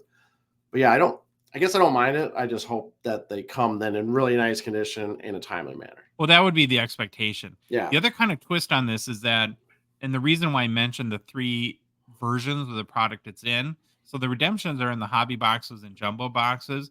There's, I guess, a Breaker's Delight product where the cards are not put into packs. They're put Mm. into, like, hard plastic snap downs, Okay. and Topps made the decision to put the cards live in there. Now, I'm guessing because it would make it for much more exciting breaks than pulling the redemption, and then they feel that the cards are more protected, given that they're packed out into those hard cases. But I don't know how I feel about that because part of me thinks it should be consistently applied. And then I agree with you totally that I'm 100% cool if I'm a baseball card collector and I pull one of these cards that it's a redemption, as long as the card comes in Yeah. really, really good shape. Which, okay, I mentioned that there's going to be a talkie high-in, but I meant to say hockey tie-in for this whole deal. So it got me thinking about Upper Deck and Yeah. some of the best cards. Like, let's say the Connor Bedard Cup NHL Shield RPA 101. Would you, knowing how stuff happens a lot with these thick Upper Deck cards, and we've seen a lot of issues and lately going through sorters, getting packed out, all Yeah. that sort of stuff. Do you think Upper Deck should consider something like this? And if you were to pull that card, would you prefer to have a redemption? Although it's a little less of an exciting opening experience, but to have maybe peace of mind that the card would get to you in better condition when you finally got it. Yep. And here's what I think they should do. I think they should have it's almost like a prize. They'll fly you to go pick it up. I think they Oh, should. It's 100%. 101, Connor Bedard, Shield. I'm fine with the redemption, but then have like it's where it's a prize where you get to go. The Upper Deck will fly you to wherever the card is and pick it up. Because when you have to really with Upper Deck with the I don't know where Topps Fanatics are printed, but I'm assuming the card's still going to be printed in Italy. I don't know. I actually don't know how these work with these Well, there's the 101s. printing in the card, then there's the material, which I Yeah, think put is the done on the pads, the East pack Coast. out, and all that And stuff. I don't know exactly the process Yeah, of like what's the order of operation and how they're made, but yeah. yeah, I just think what I really appreciate about what Fanatics is doing is they're innovating. yeah, And I don't know if to me, this is like a 50-50 issue where I'm sure half people hate the idea, but yeah, other half might think it's maybe an interesting idea. I just like the fact that Fanatics is trying new stuff. yep. Okay, I need to take a deep breath. Take a drink of water. We're going to talk about the current system for comping cards, which is really the underpinning of the hockey market and the sports card market in general. I'm going to start, Troy, by acknowledging that we talked about this issue a few weeks ago, Mm-hmm. maybe a month ago, for a little bit on our show, but I really felt compelled to bring it up again because I think it's a massive issue in our hobby, and I really want to create awareness for it because it's, in my mind, getting out of hand. Yep. Seriously, something needs to change, and I guess maybe if we do create enough awareness for the issue, then maybe we can be a small part of a fix and to a system that I again think is incredibly broken and a great threat to the hobby. So you're gonna get the passionate and mad Josh right now, Troy. Don't be scared. Maybe put on a helmet. Might recommend that. Yeah. So you asked like what's changed in the past month. Well, really nothing. I just think the problem's getting worse, and I want to get your Kyle Connor take a little bit later. But again, like I said, my sense is it's getting worse, and something tipped me over the edge the other day that was really the catalyst to delve into this topic again. So I was doing a little hockey cards research, as I often do here on our program, and was curious about the market for a guy who's been hotter than dog snot, Elias Pettersson. And if you're wondering how I know how hot dog snot is, all I can say, Troy, is it's a long story. Yeah. Gross.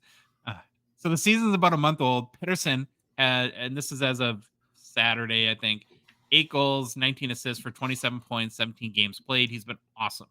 So I thought, let's see what some of the big sales are over the Yep. past month. How's his market moving?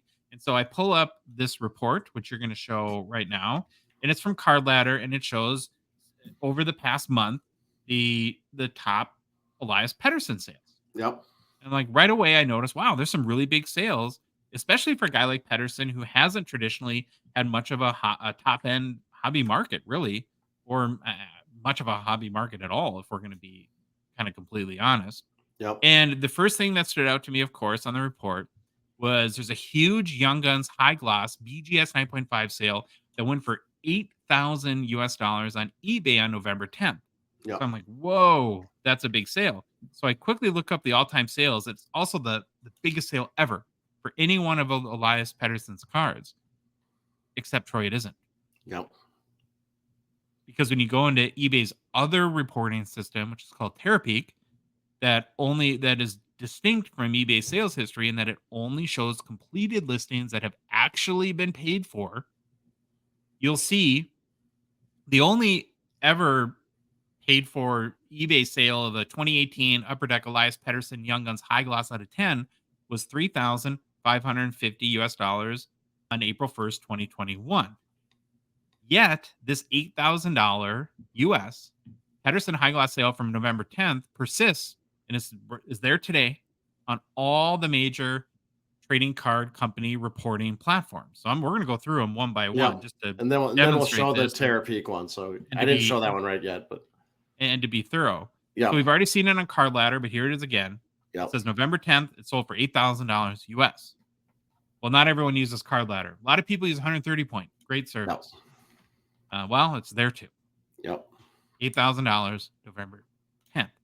Maybe you're a market movers guy, Troy, Yep. and you use them to comp and check out sales. Well, you guessed it. $8,000 Pedersen High Glass sale from November 10th is there too. And then just for posterity's sake, let's look at eBay's standard sales history report and Darcy blows Troy's $8,000 sale right there from November 10th. So we're going to now flip back to the reporting system I mentioned, Terapeak, where and voila, of course, the sale is not there because Yep. it never really was a sale. It wasn't paid for. So here's key point number one. Terapeak is an eBay report. It's got a different name, but it's a report that eBay owns. It's within the eBay system or platform, whatever you want to call it.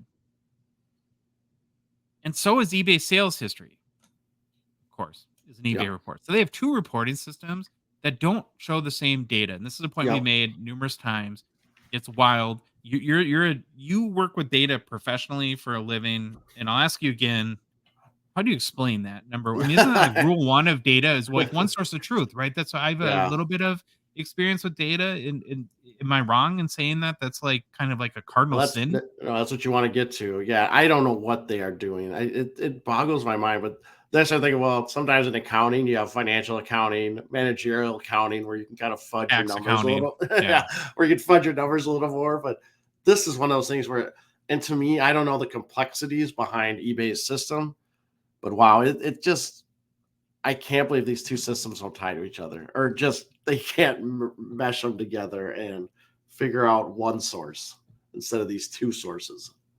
So it's important to know that eBay sales history shows completed listings, meaning listed ended, and does not mean that the listing was paid. So That's if you're this one. using, So I'm showing on yeah, the screen this one that we're talking about, where it's, yeah, it doesn't matter if they were paid or not. It will show here if it's completed or sold, right? Like, or yeah. And Yep. Terapeak shows completed listings that have been paid. Yep. So it doesn't show up if the listing has been paid. Now, the core of the issue as it pertains to comps and really what determines the value of these cards in the marketplace is that almost the entirety of the trading cards market is priced off of eBay sales history Yep. and not Terapeak. Which is why this phantom $8,000 Elias Pettersson sale which is in Card Ladder, 130 Point, and Yep. Market Movers, because their data the API is tied to eBay sales history, which again reports only completed listings, whether they've been paid or not. Mhm. But this is just the tip of the iceberg, Yep. right? So we're gonna go back again to our initial foray into the top Elias Pettersson sales over the past month. So the top sale, $8,000 Young Guns High Gloss, didn't happen. Now here's what completely sent me over the edge, Troy. Yeah. If you go down and look at the top 5 sales, so including the Pettersson Young Guns High Gloss that sold for $8,000 on November 10th, then there was a 2018 The Cup True RPA out of 99 BGS 9 that sold for 3,392 US on October 30th, followed by 3 2018 SP Authentic Flops Future Watch Auto patches out of 100 Yep. that sold for 1825 US on November 5th, 1812 US on November 9th, and 1459 US on November 2nd. All 5 of these top sales were completed on eBay. Troy, only 4 of them were never paid for. Mm. So if you're a person that's you're excited about Elias Pettersson, you're trying to get into the market, you're trying to price your cards based on, or there's a deal of a guy who maybe has a unique card and you're trying to get a gauge where the market is.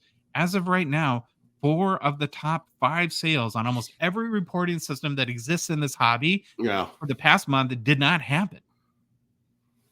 They don't exist. So it completely creates a perception of what his market is that does not exist. It's just mind-boggling to Yeah. me, and this fuels the entire hobby market. Yep. The one card that was paid for was a Cup RPA at a 99 that sold for 3,392 US on October 30th.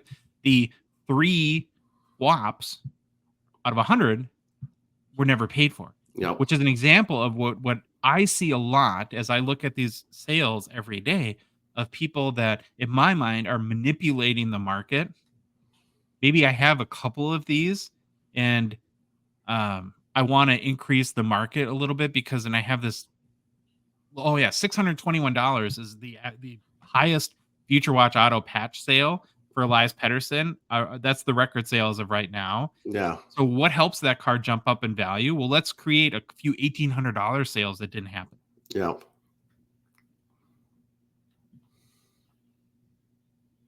It's just, and so we're gonna go to Terapeak now and prove, if you're watching on YouTube, here's a Terapeak report that none of these Future Watch Auto patch sales are on the report. They didn't Yep. happen. Yep. The ones, if you're watching on YouTube, so if you're looking now, I'm showing the card ladder stuff. So you see these 3 at the bottom, the Future Watch Autos that Josh is talking about. And then if you go to Terapeak and we look for the Future Watch or the SP Authentics, and there's the ones that have completed. We don't see any the ones that were on the other report. And again, this is at the time we're writing, but this is the guy who leads the NHL in points. Yeah, and look at the dates of the ones that have completed. 2021. 4 of the top 5 sales in the past month are not real. Yep. And honestly, if we wanted to make this a 20-hour show, I could go through countless examples step by step, like I did with Elias Pettersson. It's not isolated to him. It is. Look up Leon Draisaitl Young Guns exclusive sales once, and you'll see about 6 of the top sales never were paid for. Do not exist in Terapeak. Well, think about a card show too. What's everyone do? They pull up that eBay completed sold listings Or Card Ladder or Market Movers or 130 Point. Yeah. And I mentioned a bunch because I look at we look at research a lot for our show. We do daily record sales posts, and again, I'm being a little bit repetitive, but I think it's worth mentioning again that I'll have days where I'll find 3 records in a row, 4 records, 5 records. I think the most I've found is 8 in a row that weren't paid for. So these are 8 record sales that create the perception of that they were sales in the market that don't exist. And this happens to me every single day.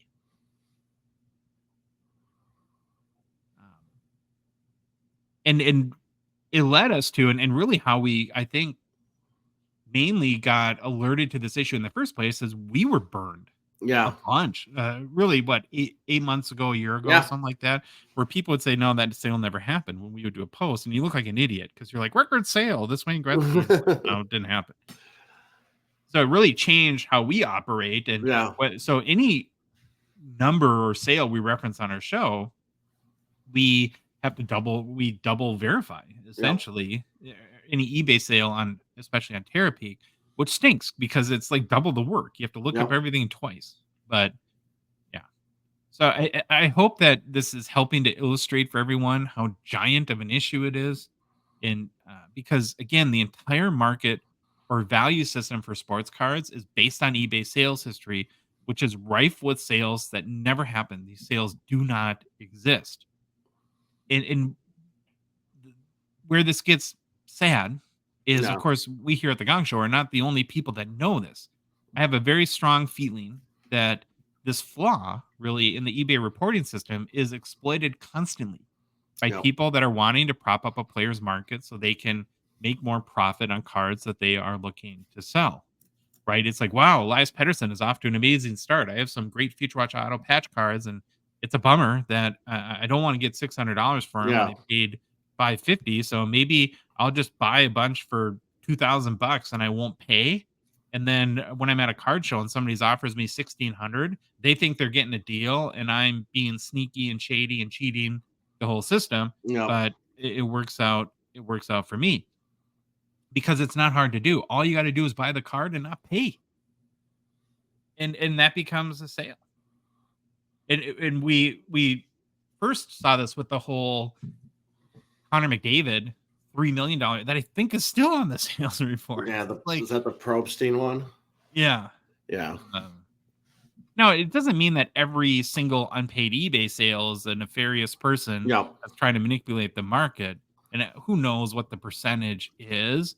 But I'm telling you, the frequency that this happens, it just leads me to believe that this is exploited often for, to try to benefit sellers. And so you might be thinking to yourself, well, just use Terapeak and problem solved, right? Yeah, I mean that does solve the problem, but the challenge with Terapeak is that it's number one only accessible if you have an eBay selling account typically, and eBay hides it. They don't make it really easy. And actually, until I really started to dig into this specific segment for our Hmm. show, I didn't even think it was accessible on mobile. But I did a whole bunch of searching and found somebody that found sort of a backdoor way to get Yep. into it from the mobile eBay app, and we'll go through that in a second. But there's a couple things that I want to mention about the Terapeak, and it is set up for desktop. Even when you access it on mobile, it takes you to the horrible desktop Yep. where everything's tiny and you have to pinch to make stuff bigger all over the place. But if you're using Terapeak, what you need to know is that there's a drop down menu on the once you get in there where you have to choose which site that you pull data from, and you need to select all sites because especially in hockey, it's really important Yeah. because if you don't, it'll just show sales, I think, by default from eBay.com and not eBay Canada, which is eBay CA, which is kind of important. The other Yep. thing to know about Terapeak is that the reporting window only goes back 3 years. And so if it's a rare card that sold on eBay like last on like 6 years ago that you find in Card Ladder, you're you're not going to know if it was paid for because again, all those reporting systems that go back that far are they only have a Terapeak only has a 3 year look back window. And then the giant problem, of course, is that using Terapeak as a comping tool is that there's no direct link from the eBay app. So if you're at a card show and you see a card or working on a trade or a deal online with someone and you need to reference comps that are actually paid for, how do you do it? And as I mentioned, I didn't think there was a way until I found a YouTube video that explained it. And so I did a little video on my phone that we're going to show right now and I'll try to illustrate for people or narrate for people that are listening, how to do it. So you got to open the eBay app, and then at the bottom, you go to My eBay. Then there's a help section. When you're in the help section, search for Terapeak, which is spelled Terapeak. There's the first article you tap on it. Then you scroll down, you'll see a button that says "Go to Terapeak Product Research," and if you tap on that button, then now you're in the Terapeak system. And of course, I mentioned it goes to the desktop version, so Yep. it's really kind of it's a horrible user experience. But if I'm at a card show and somebody wants to sell $1,000 card and they're showing me comps on eBay sales history, 130 point or whatever it is, from eBay, I'm not going to believe it until I see that card in Terapeak, because I don't know what the percentage is, Troy, but I wouldn't be shocked if it's 15 to 20% of comps on Hmm. eBay sales history I have no way of knowing that. So that's totally speculative. But what I think all the time about is, yeah, it's super easy to identify the issue when you're looking at the top, what you think might be top selling Elias Pettersson card of all time. But how often is this happening at the $300 level, the $500 level, the $100 Yeah. level? So what happened in your Kyle Connor research? What did you Oh, find? it was just I found a couple sales that were not in Terapeak and that didn't happen. And then I don't know if you mentioned this, but one thing, and I don't know a way of figuring this out. We think in Terapeak, if a card is returned, right, it still will show in Terapeak. Is that what we? Yeah, I think so. So that's a minor, well, I don't know how big of a flaw, but that is a flaw of their Yeah, system that but it's where better. It's the best thing we got. It's not going to show false sales. At least they are paid for. But if it's returned and there's a refund, I guess it might still show. But for a that's time, I'm not yeah, exactly sure on that. So if anyone yeah, knows that, definitely message us. And so again, what we try to do is two things so far. Number one, create hopefully more awareness that this is a problem. It's a yeah, huge problem. And you hear like the terms like sports cards is like alternative asset like class and stuff like that.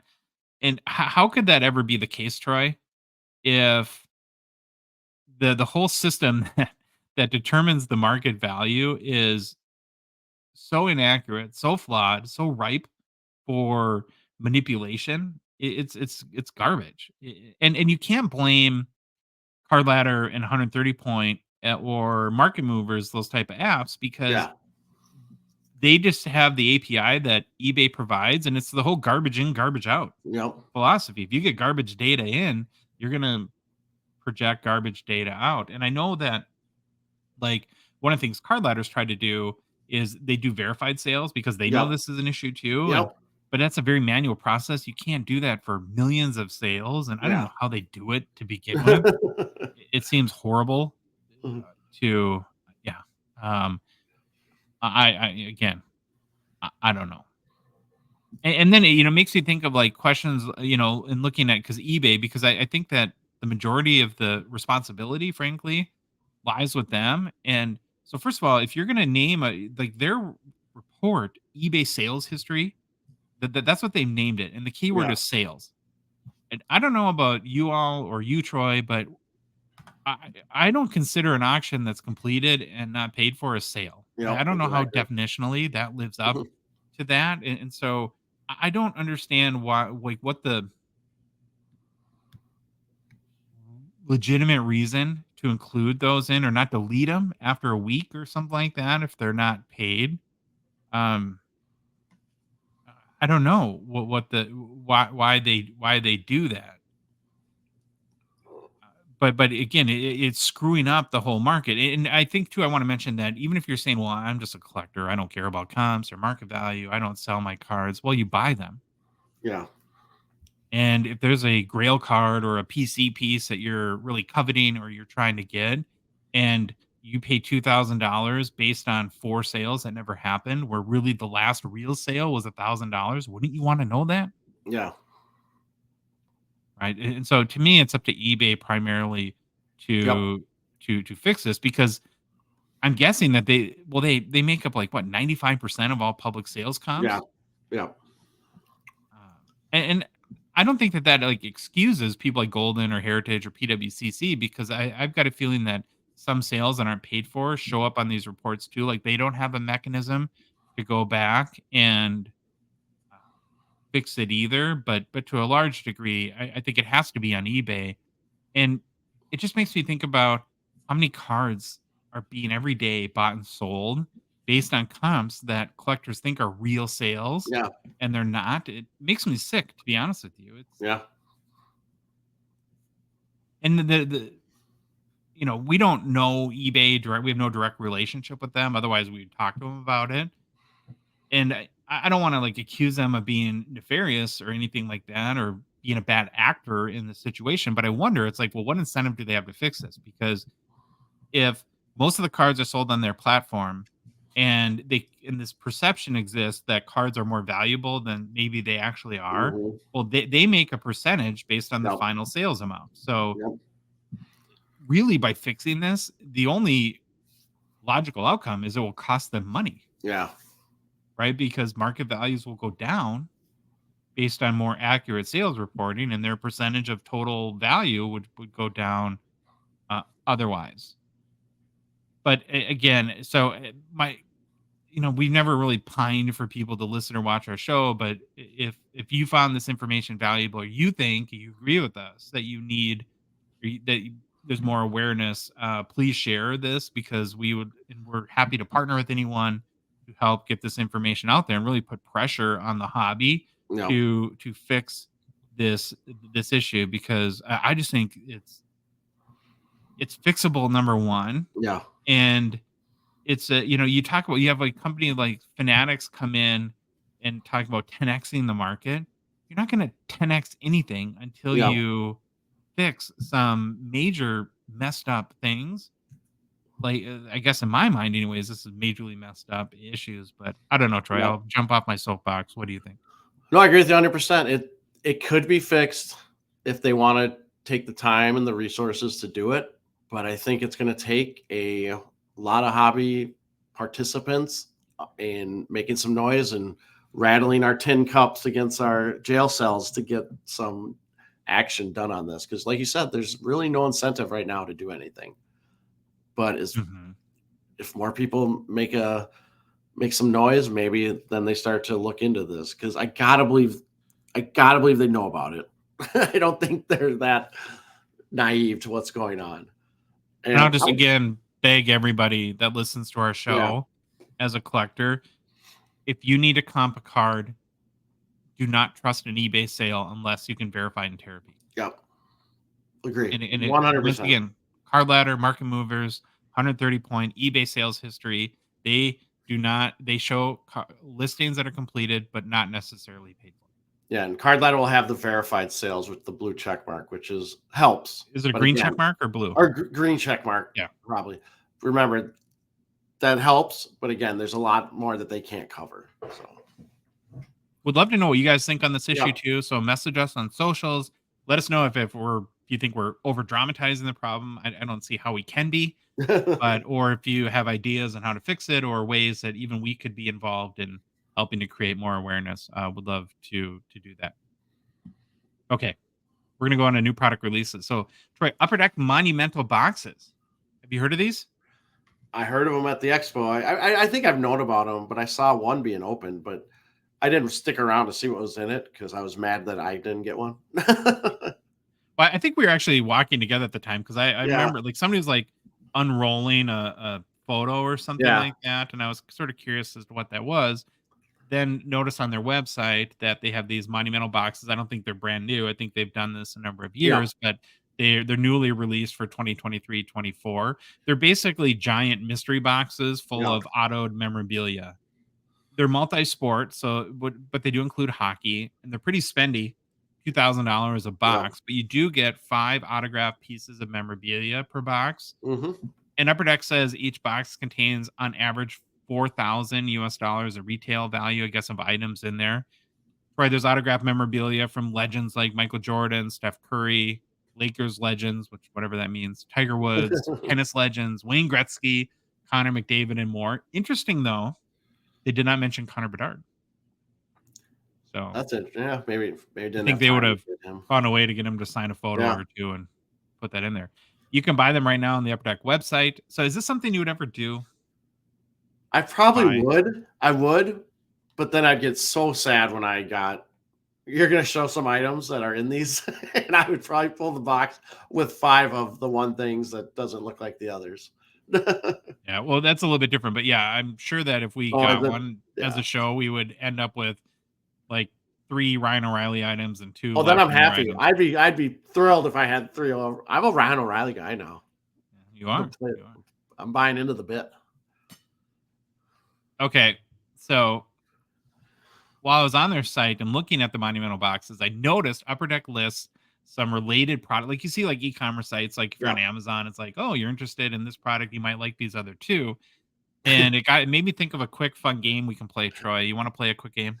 I do, but the Amazon thing cracked me up because I remember this is a meme or something. The guy's like, just because I bought a toilet seat once does not mean I'm an avid collector of toilet seats because Amazon will show you just nothing but toilet seats for That's whatever you amazing. purchase.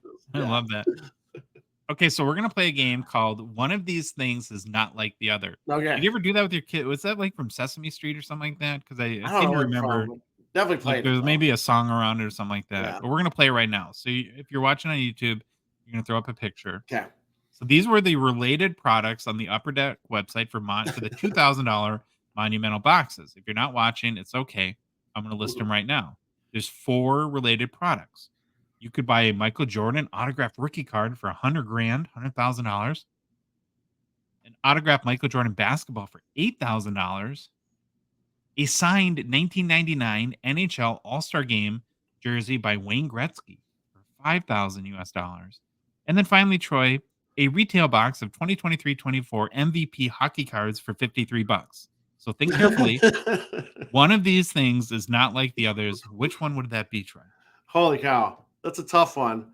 But I'm guessing it's the MVP cards. And I wonder if they have a ton of like backlog and they're just throwing these up on everything. Every related product, I don't care what you search for, it's going to show these retail boxes of MVP. Yeah, that's Yeah, I just fun. saw that and it made me laugh because it's like $100,000 Jordan card, Wayne Gretzky jersey, box of MVP retail. Okay. We've indulged my twisted sense of humor. Last new products release note is remember this Wednesday 2022-23 stature comes out. I'm going to be at Mhm. the cabin, so I don't even know how I'm going to have to wait to get it. Cottage for our Canadian friends. Cottage, yeah. I don't want to start on that. I'm already fired up enough today. All right. Gonna get into mailbag real soon, but first we need to make a quick mention for our partner and sponsor, PWCC. We're very grateful to them for their support of our show. The current PWCC weekly auction is live. It's about 130 hockey cards to bid on. Be sure to head to PWCC Marketplace to check them out. Place your bids early and often. Troy and I, of course, will pick out our favorite vintage and modern cards to highlight on Thursday shows. We always do. But if you don't want to wait for the auction or don't like auctions, we also suggest checking out their fixed price marketplace. We're currently trying about 5,200 hockey cards listed really at all price ranges from a few dollars to hundreds of thousands of dollars. It's important to know too that sellers also have the option to accept offers. So on many of the listings, you can wheel and deal a little bit if you like to wheel and deal and maybe get a little bit of a throw an offer to a seller's way. So check out the fixed price marketplace on pwccmarketplace.com.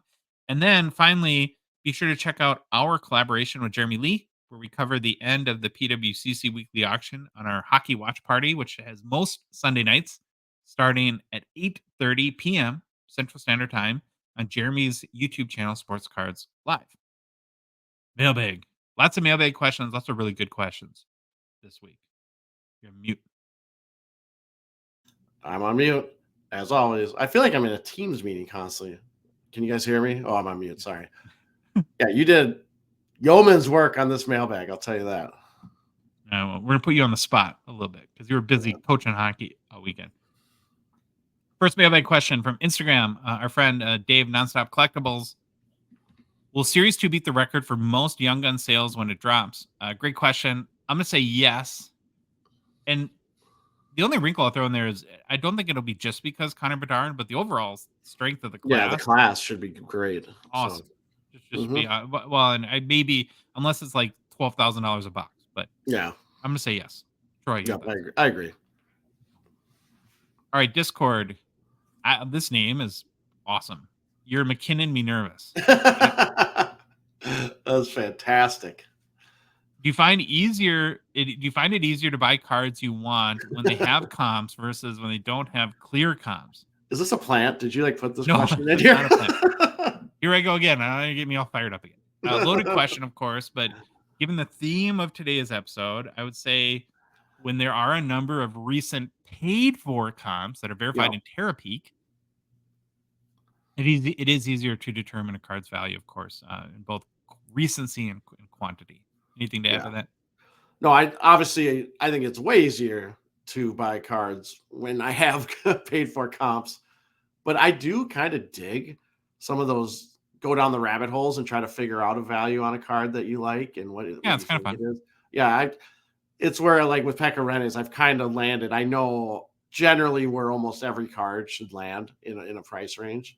So you do it enough and you kind of just figure out where you think things should land.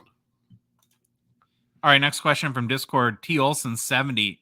Any regrets from this past weekend in Toronto? Card or cards you wish you picked up but didn't? Troy, I'll let you go first. No, not a lot of regrets about specific cards. There was cards I was interested in, but pricing didn't work out. There's a couple I of Pekkas you were Yeah, looking there was at. a couple Pekkas, but I already had one of them, and I wasn't that into trying to get them. And then I like I said, I found a 101 that was just so overpriced. I didn't even make an offer. Like it was way overpriced. Um, I guess my biggest regret is probably not. I mean, I think I walked by every table, but not stopping at every table. That's one thing I kind of do when they're busy. I don't. I'm not one of those guys. I'm not very good at pushing my way in to kind of look at stuff. So maybe I missed some tables that might have had stuff I wanted. So that's kind of. Really regret not going to Thursday. I just couldn't with my schedule because it's like the preview night and it's less crowded. So I guess Yeah. that would be my biggest. In a beautiful, awesome, amazing, humbling way, it's getting more and more difficult for us to actually look at cards at the expo Yeah. because we're spending, in which we want to do, and the main reason why we go, so much time just chatting up with people Yep. all throughout the hobby, people that listen to the show or watch the show or other um, content producers, that whole sort of thing. And so that's my regret is I didn't spend more time looking at cards, which is part of the reason why I wanted to do the $100 challenge to force us actually to look at more cards. So I got a question for you, just that I'm curious now about, based on the your Pekka comments. Are you a guy that then doesn't necessarily feel the need to join to have multiple of the same cards? So like if you're a Pekka card and has like a cup RPA out of 99, are you happy with just one, or would you like to have 10 of the 99? No, I am completely happy with one. The only way I would get another one is if it's like the jersey match. Like Gotcha. that's the only way I would do another one, but I'm fine with just one. All right, next question from Discord. The real H. Digler. Could another bad Oilers season hurt McDavid's value, or is he in the land of untouchable? We covered this a bunch last episode, and I'd say it's already happening. His values Yep. are down a little bit, but he's Connor McDavid. He's the best player in the NHL, and at some point, I think they'll bounce back. Anything to add to that? Yeah, they'll bounce back. If he doesn't win a cup ever, it probably there's a little drop. But again, he's one of the greatest players ever. There's going to be a floor. I don't think his floor is zero, right? Unless something Sure. personally happens in his life that that is bad. But yeah, I'm right with you. Next question, a really good one from Discord. Adam Primo. Did Wayne Gretzky or Mario Lemieux have a lot of hype when they entered the league? Did they have as much hype as Bedard or McDavid? Understand everything with media is different now, but do you guys remember? Uh, I looked up a little bit. I don't have like a real fond memory of I was two when I Gretzky was a little kid when and both of pretty them came young in. even when less than 10 when Yeah. Lemieux came in. But and again, you're right, Adam. You have to factor as a different time. There's no social media. As a globe and world, we weren't nearly as connected. But that being said, if you look each of them up and what I guess the scuttlebutt was when they came into the NHL, both had a tremendous amount of hype. Yeah, And exactly. here's just one example. And I think it's like great context, even the whole Bedard thing. In Lemieux's draft year, Troy, which was 1983-84, he was playing for Laval in the Q. He had a pretty decent season, scoring 133 goals, adding 149 assists for 282 points in 70 games. Yeah. That's 1.9 goals per game and over 4 points per game in an entire season in the Quebec Major Junior Hockey League. Last season, Bedard had 71 goals, 72 assists for 143 points in 57 games played. So, I mean, Bedard was great, but what Lemieux, and I think that if I'm not mistaken, that season is still the highest scoring season ever in the CHL. But I might be wrong. Or is that I thought I Quebec? read. There's a Q, isn't that Quebec Major Junior Hockey? Well, the CHL is comprised of the OHL, WHL, and the Q. No. Now, that being said, if Wayne Gretzky or Mario Lemieux were entering the NHL today, what do you think a Series 2 hobby box would cost? Shit, $5,000. Like, who knows? But you read story. I mean, I've done enough research and read stuff where Gretzky, the hype was huge. I mean, everyone knew who he was. He had to play up, because he was so good. Like there was no, he was not surprising anyone. There was everyone knew who he was. Mentioning this out of my butt again, so always risky in saying that. It might not be totally accurate, but wasn't there something like he was playing like in Indianapolis for some sort of minor league or junior team, and didn't the Oilers owner pay the team like $700,000? Yeah, they paid him. It was the WHA, I think, or WHL, whatever the one that was kind of existing at the same time, and then the Oilers paid to get him, which is significant because that was a ton of money. Well, a ton of money. 1978 or whenever that was. Yep. Great question. Okay, next question. Discord, MKE breaks. How do you properly comp a 101? Well, there's no way to easily do it exactly. And so, comp stands for comparable. So I think that's the goal, is to find comparable cards for the player first. So if it's like a stature 101, well, as we know, looking at the stature checklist last week, there's like 12 different parallels for each card that each have a 101. So try to find one of those and use that to approximate the value. Or maybe for that player and set the year before or the year after, just to get an idea, especially if it's not a rookie, then and if you can't find for the same player, find a similar player that you think has an approximate hobby value to that person, and do it that way. And you just gotta, the goal is to get into a range of value that, number one, you feel comfortable with and justifying your end of the deal, and that you can convince the other party is a logical value to comp that card at. That's the way I would do it. Anything to add? Yep. Nope. Perfect. I mean, the best case scenario is you could find that 101 actually sold previously before you buy it, but that don't happen very often. You're right. Okay, Troy, next question. Discord from the Real H Diggler. All-time Future Watch autos. Should I really look to drop $400 for sticker auto, i.e. Clark Gillies out of 10, when I have other cards, even on card, and rookies acquired for less? So I'll let you take this one first, because you're a big fan of SP Legend. Yeah, I would say if you're a huge Clark Gillies fan, go for it, because this is probably the only time he's ever going to be on an all-time Future Watch auto. So then I would have absolutely no problem. I bought a Mike Bossy out of 10. I don't know what they were actually, the parallels called, the gold or something, that I believe is a sticker auto, but I had no problem paying for that in the sticker. I think I'm right in saying that it's only stickers for players who were deceased at the time the set was made. Yeah, I don't know when they were actually, because the set's actually year, what, 2020 is it, or is it 2021? So, and Bossy obviously 2020. passed, yeah, I don't know when it was signed, because Bossy passed away, I think, was it 2022, 2023, early this year? I can't remember. But yeah, so man, if it's a player I like, I have no problem dropping big money on a sticker auto. I know sticker autos stink, but if that's the only way I can get it, I'm going to do it.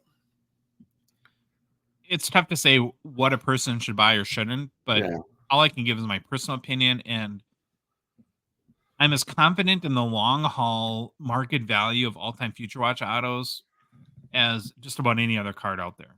Yeah. Does it mean I'm right? No. And it doesn't mean they also won't go down in the short term. I'm talking mainly a long-term hold perspective, because we've already seen them go down a little bit in the short term, but the shine hasn't rubbed off for me on them. I still think they're as awesome as I did 6 months ago. Oh, I still, every Slab Sharks or PWCC, if I see them, I look into them and see if that's what I want to get. All right, next question. Discord, Andy B. For show 136, there can only be one that is your almost greatest player of all time. If he's not in your article, it's okay to lie and say that he is.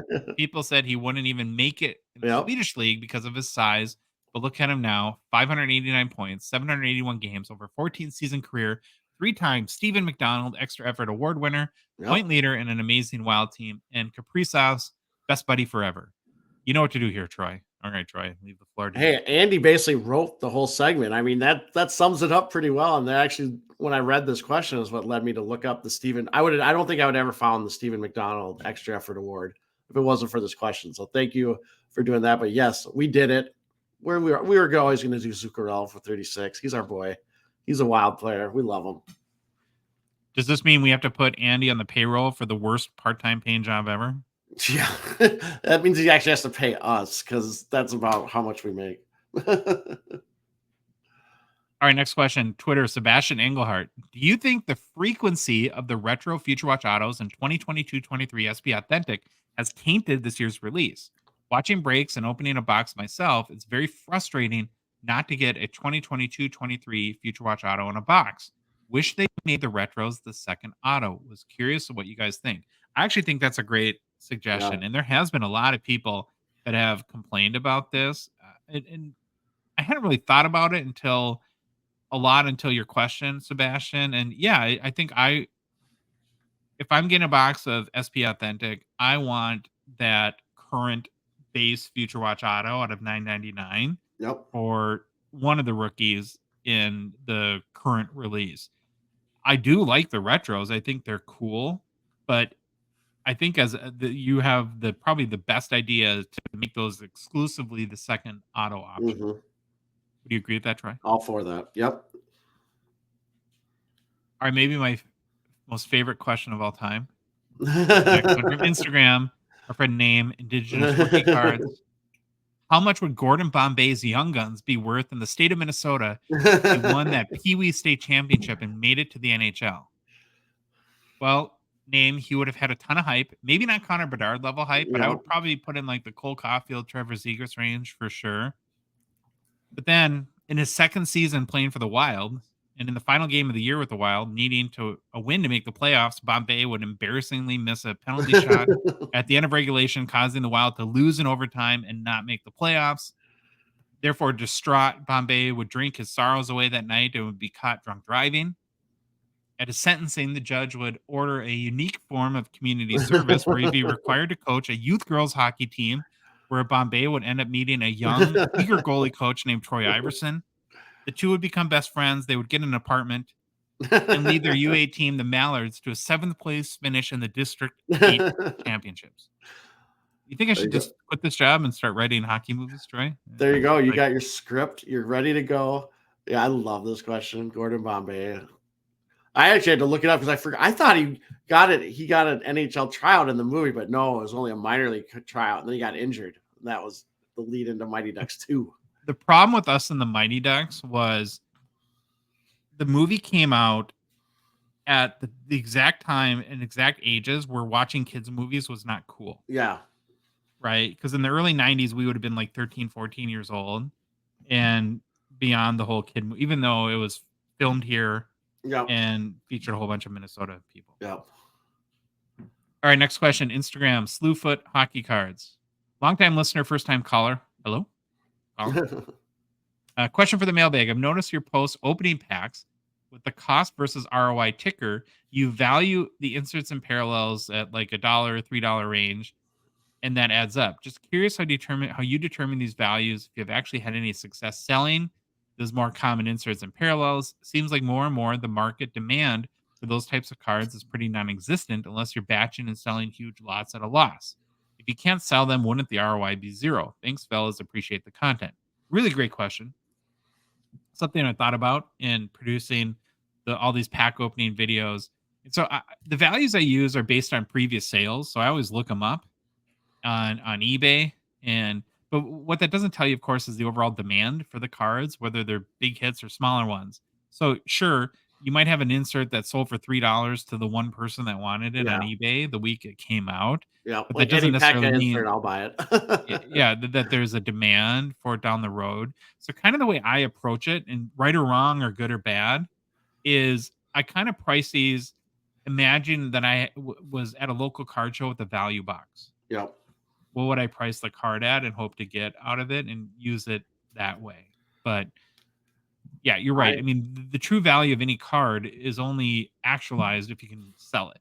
Yeah, I think the ones that you don't think would go in a value box, you should have another video of a fireplace and you just showing the card and then just tossing them into the fire. These these are the Oh, ones that well, a lot of the base cards have been so nice that Upper Deck makes lately. They're yeah, tough I to beat. agree. Another great question from Discord and Braun. I heard the term hobby burnout the other day. Have you heard this before? What is it? How does it happen? How do you think it can be avoided? I think I've heard it. I don't know, maybe specifically hobby burnout, but it just happens, I think, when the hobby gets out of balance for people, Yeah. whether you're spending too much time or too much money or any amount of stress over a long haul makes it probably totally not worth it. I mean, it's a Yeah. hobby. It's supposed to be fun, right? Yep. And I hope that that's the case for everyone. I think it's a great question. I'm glad you asked it. I think all of us could use a reminder at times that we're Yep. not competing with anyone. I think to me, maybe if I had to guess where a lot of that comes from is that, weirdly, like maybe you feel competitive with other people. Well, they don't have as good cards as I do, or I don't know if that makes sense to you, Troy, or not. But it's a hobby. It's something we do in our spare time to enjoy and have a healthy balance. Agree at 100%. You should never put anything at jeopardy over hockey cards. I don't care if it's your finances, your health, anything. And the whole competitive thing, yeah, I've seen it. Like we've seen it on posts that we watch and stuff. I can tell you right now, I am not the competitive person when it comes to hockey cards. I am never going to say I have the greatest Pekka collection because I don't. There's other people out there that do. And if you ever get burned out, take a break. We've had people reach out to us and kind of tell us some stories. And I'm Yeah. glad that they can. I'm glad we're a vessel that people that are burned out can speak to because we will gladly listen to you. I think we're going to see a lot of that with the Bedard Young Yep. Guns and the FOMO. That's going to Yep. compel people to spend too much or get Yep. too crazy over it. So hopefully, and I've kind of coached myself for the last number of months. Like there's a limit. I'm just not going to get involved. Yeah. Next question, Discord, Rooster Cards and Wax. Why do Cole Caulfield cards go for so much? Well, yeah, it's the hype thing that is really Yep. unquantifiable or unexplainable. But I think in general, he's young, he's good, he's in a huge market, playing Yep. for Montreal, and most of the rest of the other rookies from the past few hobby classes are underperforming. So he's like the Yep. one guy you can point to from 2021 and or later that is actually maybe showing signs he's living up to his potential. Yep. Anything to add to that? No, I mean I just looked him up real quick. I forgot what he's at. He's almost still a point per game player this year. I think it's 15 It's been a little points. slower start. Yeah. Yeah. So Next question, Discord. It's M Nadu02 something M something. Sorry. Minnesota Uh adieu. That's what I Minnesota said. Adu. Yeah. So he said the hockey player is doing an in-store signing. I really like this question. I've got his Young Guns slabbed. Okay. What are your thoughts on getting the slab signed instead of the card? Could the card value be increased with the SIG on the slab? Obviously, the slab would then be stored in a Oh, plastic sleeve. Would maybe look into getting one of these slab cases to protect the slab. So I'll just start and say personally, what I would do is I would probably get another raw copy of the Young Guns and have the card signed opposed to the slab. yeah. I've seen people get slab signed, and if you do it, I like your opinion of or your idea of putting it into a plastic sleeve to protect it. Ultimately, like most things in the hobby, it's personal preference for you. If this is for your PC, do whatever you want. But if you're considering maybe selling the card down the road or the resale as a factor, I think a signed case would have or slab would have much less general desirability than a signed card, and that's just my opinion. What do you think, Troy? No, I think I'm with you. I've never really even thought about it. I know I've heard about that, people getting slabs signed. And I do like the idea you got to protect it then, because if you don't, there's too much stuff that could happen and rub off, or if Yeah. it's not in a plastic case. But Personally, I would never get I wouldn't get a slab slide. I'd do what you said, get another card. But if it's your gig, I don't see any problem with it. But like you Yeah. said, resale value probably will not be as high. All right, next question from Facebook. Ulrich Horn. Why is Leon Draisaitl so underrated in the hobby? Well, I wish I knew the answer. I'm a huge fan, and I've been pretty vocal about that. Yeah, It's probably the logical thing. It's the McDavid shadow and maybe the market a little bit. I'm not sure that, Edmonton itself, although an amazing legacy is whether it be outside of that market kind of gets a lot of attention. So I don't know, maybe if he was like the lone star in Chicago or something like that, it might be a different story. I've also noticed about Draisaitl this year, Troy, that he's been really grumpy. I don't know yeah, if he you've is. He's seen been a grumpy man. He got and maybe fined he did. Oh, 5,000 really? for that cross check on the back of the legs of I don't know who it was, but When even talking with reporters, he's been yeah, kind of condescending in some case. Now, again, reporters ask dumb questions yeah, sometimes too, and I don't know if it's just because I guess I don't know enough about his personality to know if it's just situational in this yeah. year with the team where they're at. If this is something that has uh, persisted with him a little bit, because maybe that could factor it into it too. But anything else that you can think of as to why he doesn't have a No, you bigger actually hobby you did market? a I don't know how long ago, 30 episodes ago, maybe you did kind of a dry saddle deep dive where it is. It's just everything you kind of mentioned all in one. Next question, Instagram, Ojibwe86. Which would you prefer, Bedard Young Guns Outburst Red out of 25 or Bedard Young Guns Buyback Auto out of 98? I'll let you go first, Troy. I would probably want the outburst red. Me too. 100%. Yeah, yeah. I'd lean towards that. Next question, Instagram, we want the wax. Has there been a resolution to the duplicate population count ones in 2023-24 Series 1?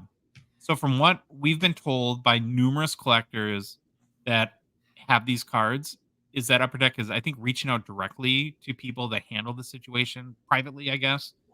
I can't confirm this, of course, because we haven't heard this from Upper Deck, but what we're being told is that people are saying they're being offered like a certain number of Series 1 hobby boxes as a replacement, depending on the player of that card. Mm, I do think that it's a missed opportunity in some ways for them not to publicly come out and yeah, not due to the extent like Fanatics offering $100,000 yeah, bounties or something like that, but just to acknowledge it and turn a bad situation into a win. But I guess this is how Upper Deck has chosen to go about it. I'm sure they have their reasons. So yeah, I don't know. Anything to add?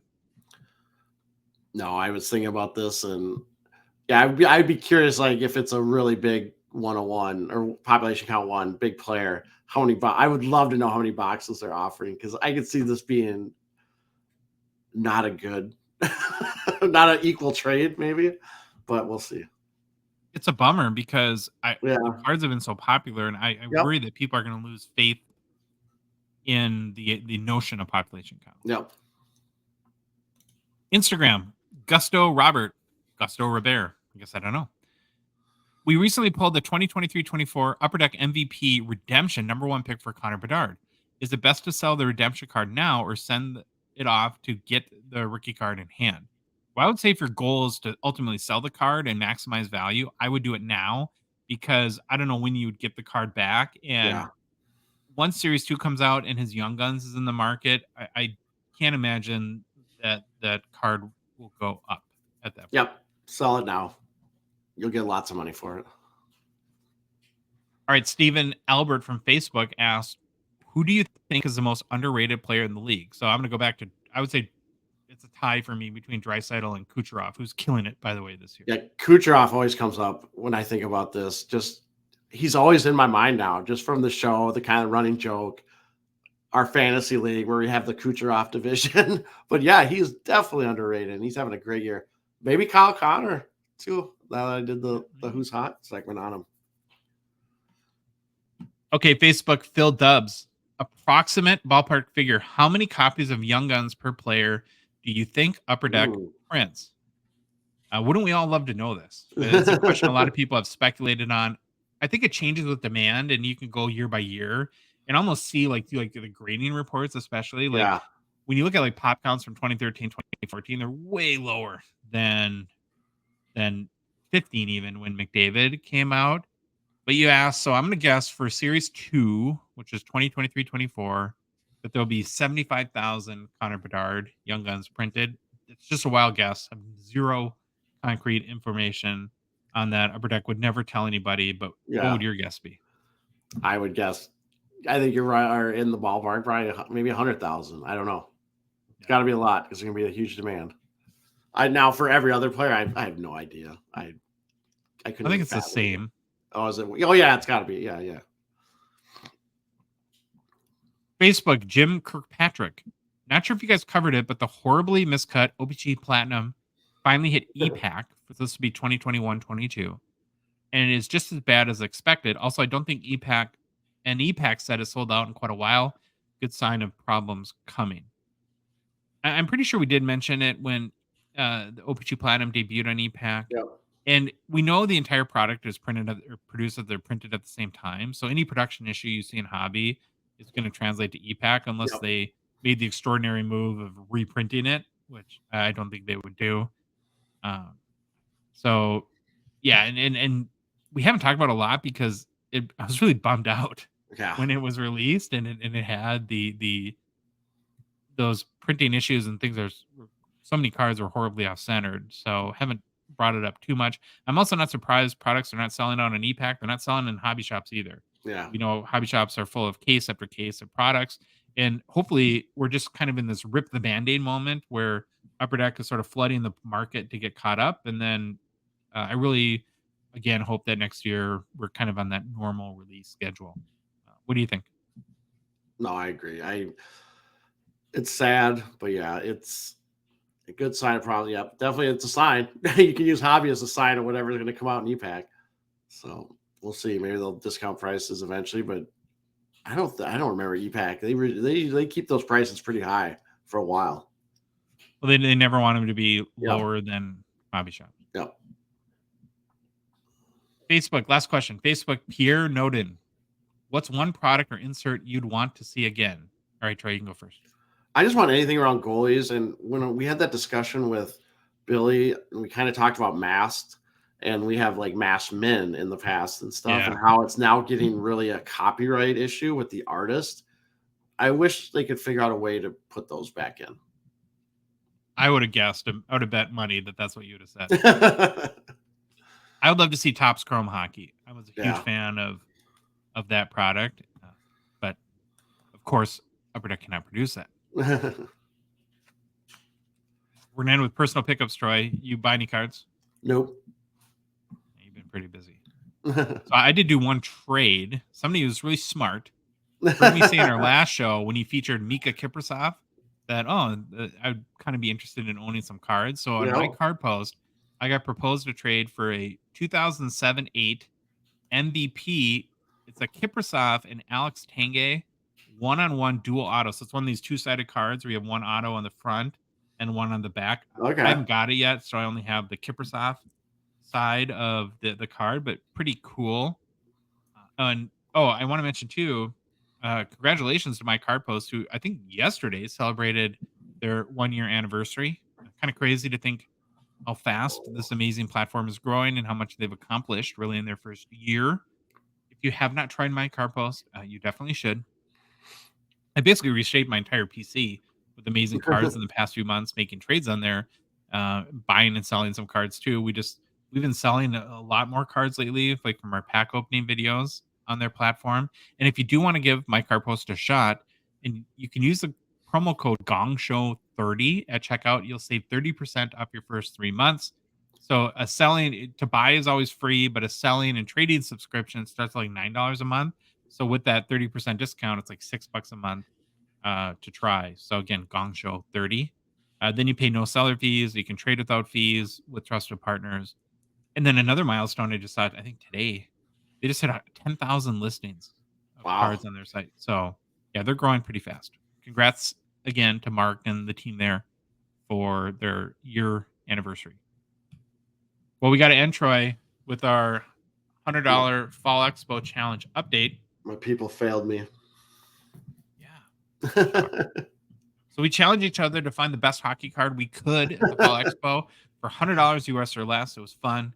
like I said, got me focused on looking at cards where 99% of the time there I'm usually being a chatty Cathy. So again, glad we did it. My card was this 2017 OPG Platinum Wayne Gretzky Rainbow Color Wheel PSA 10 Pop 10. Troy's card was this 2019 The Cup.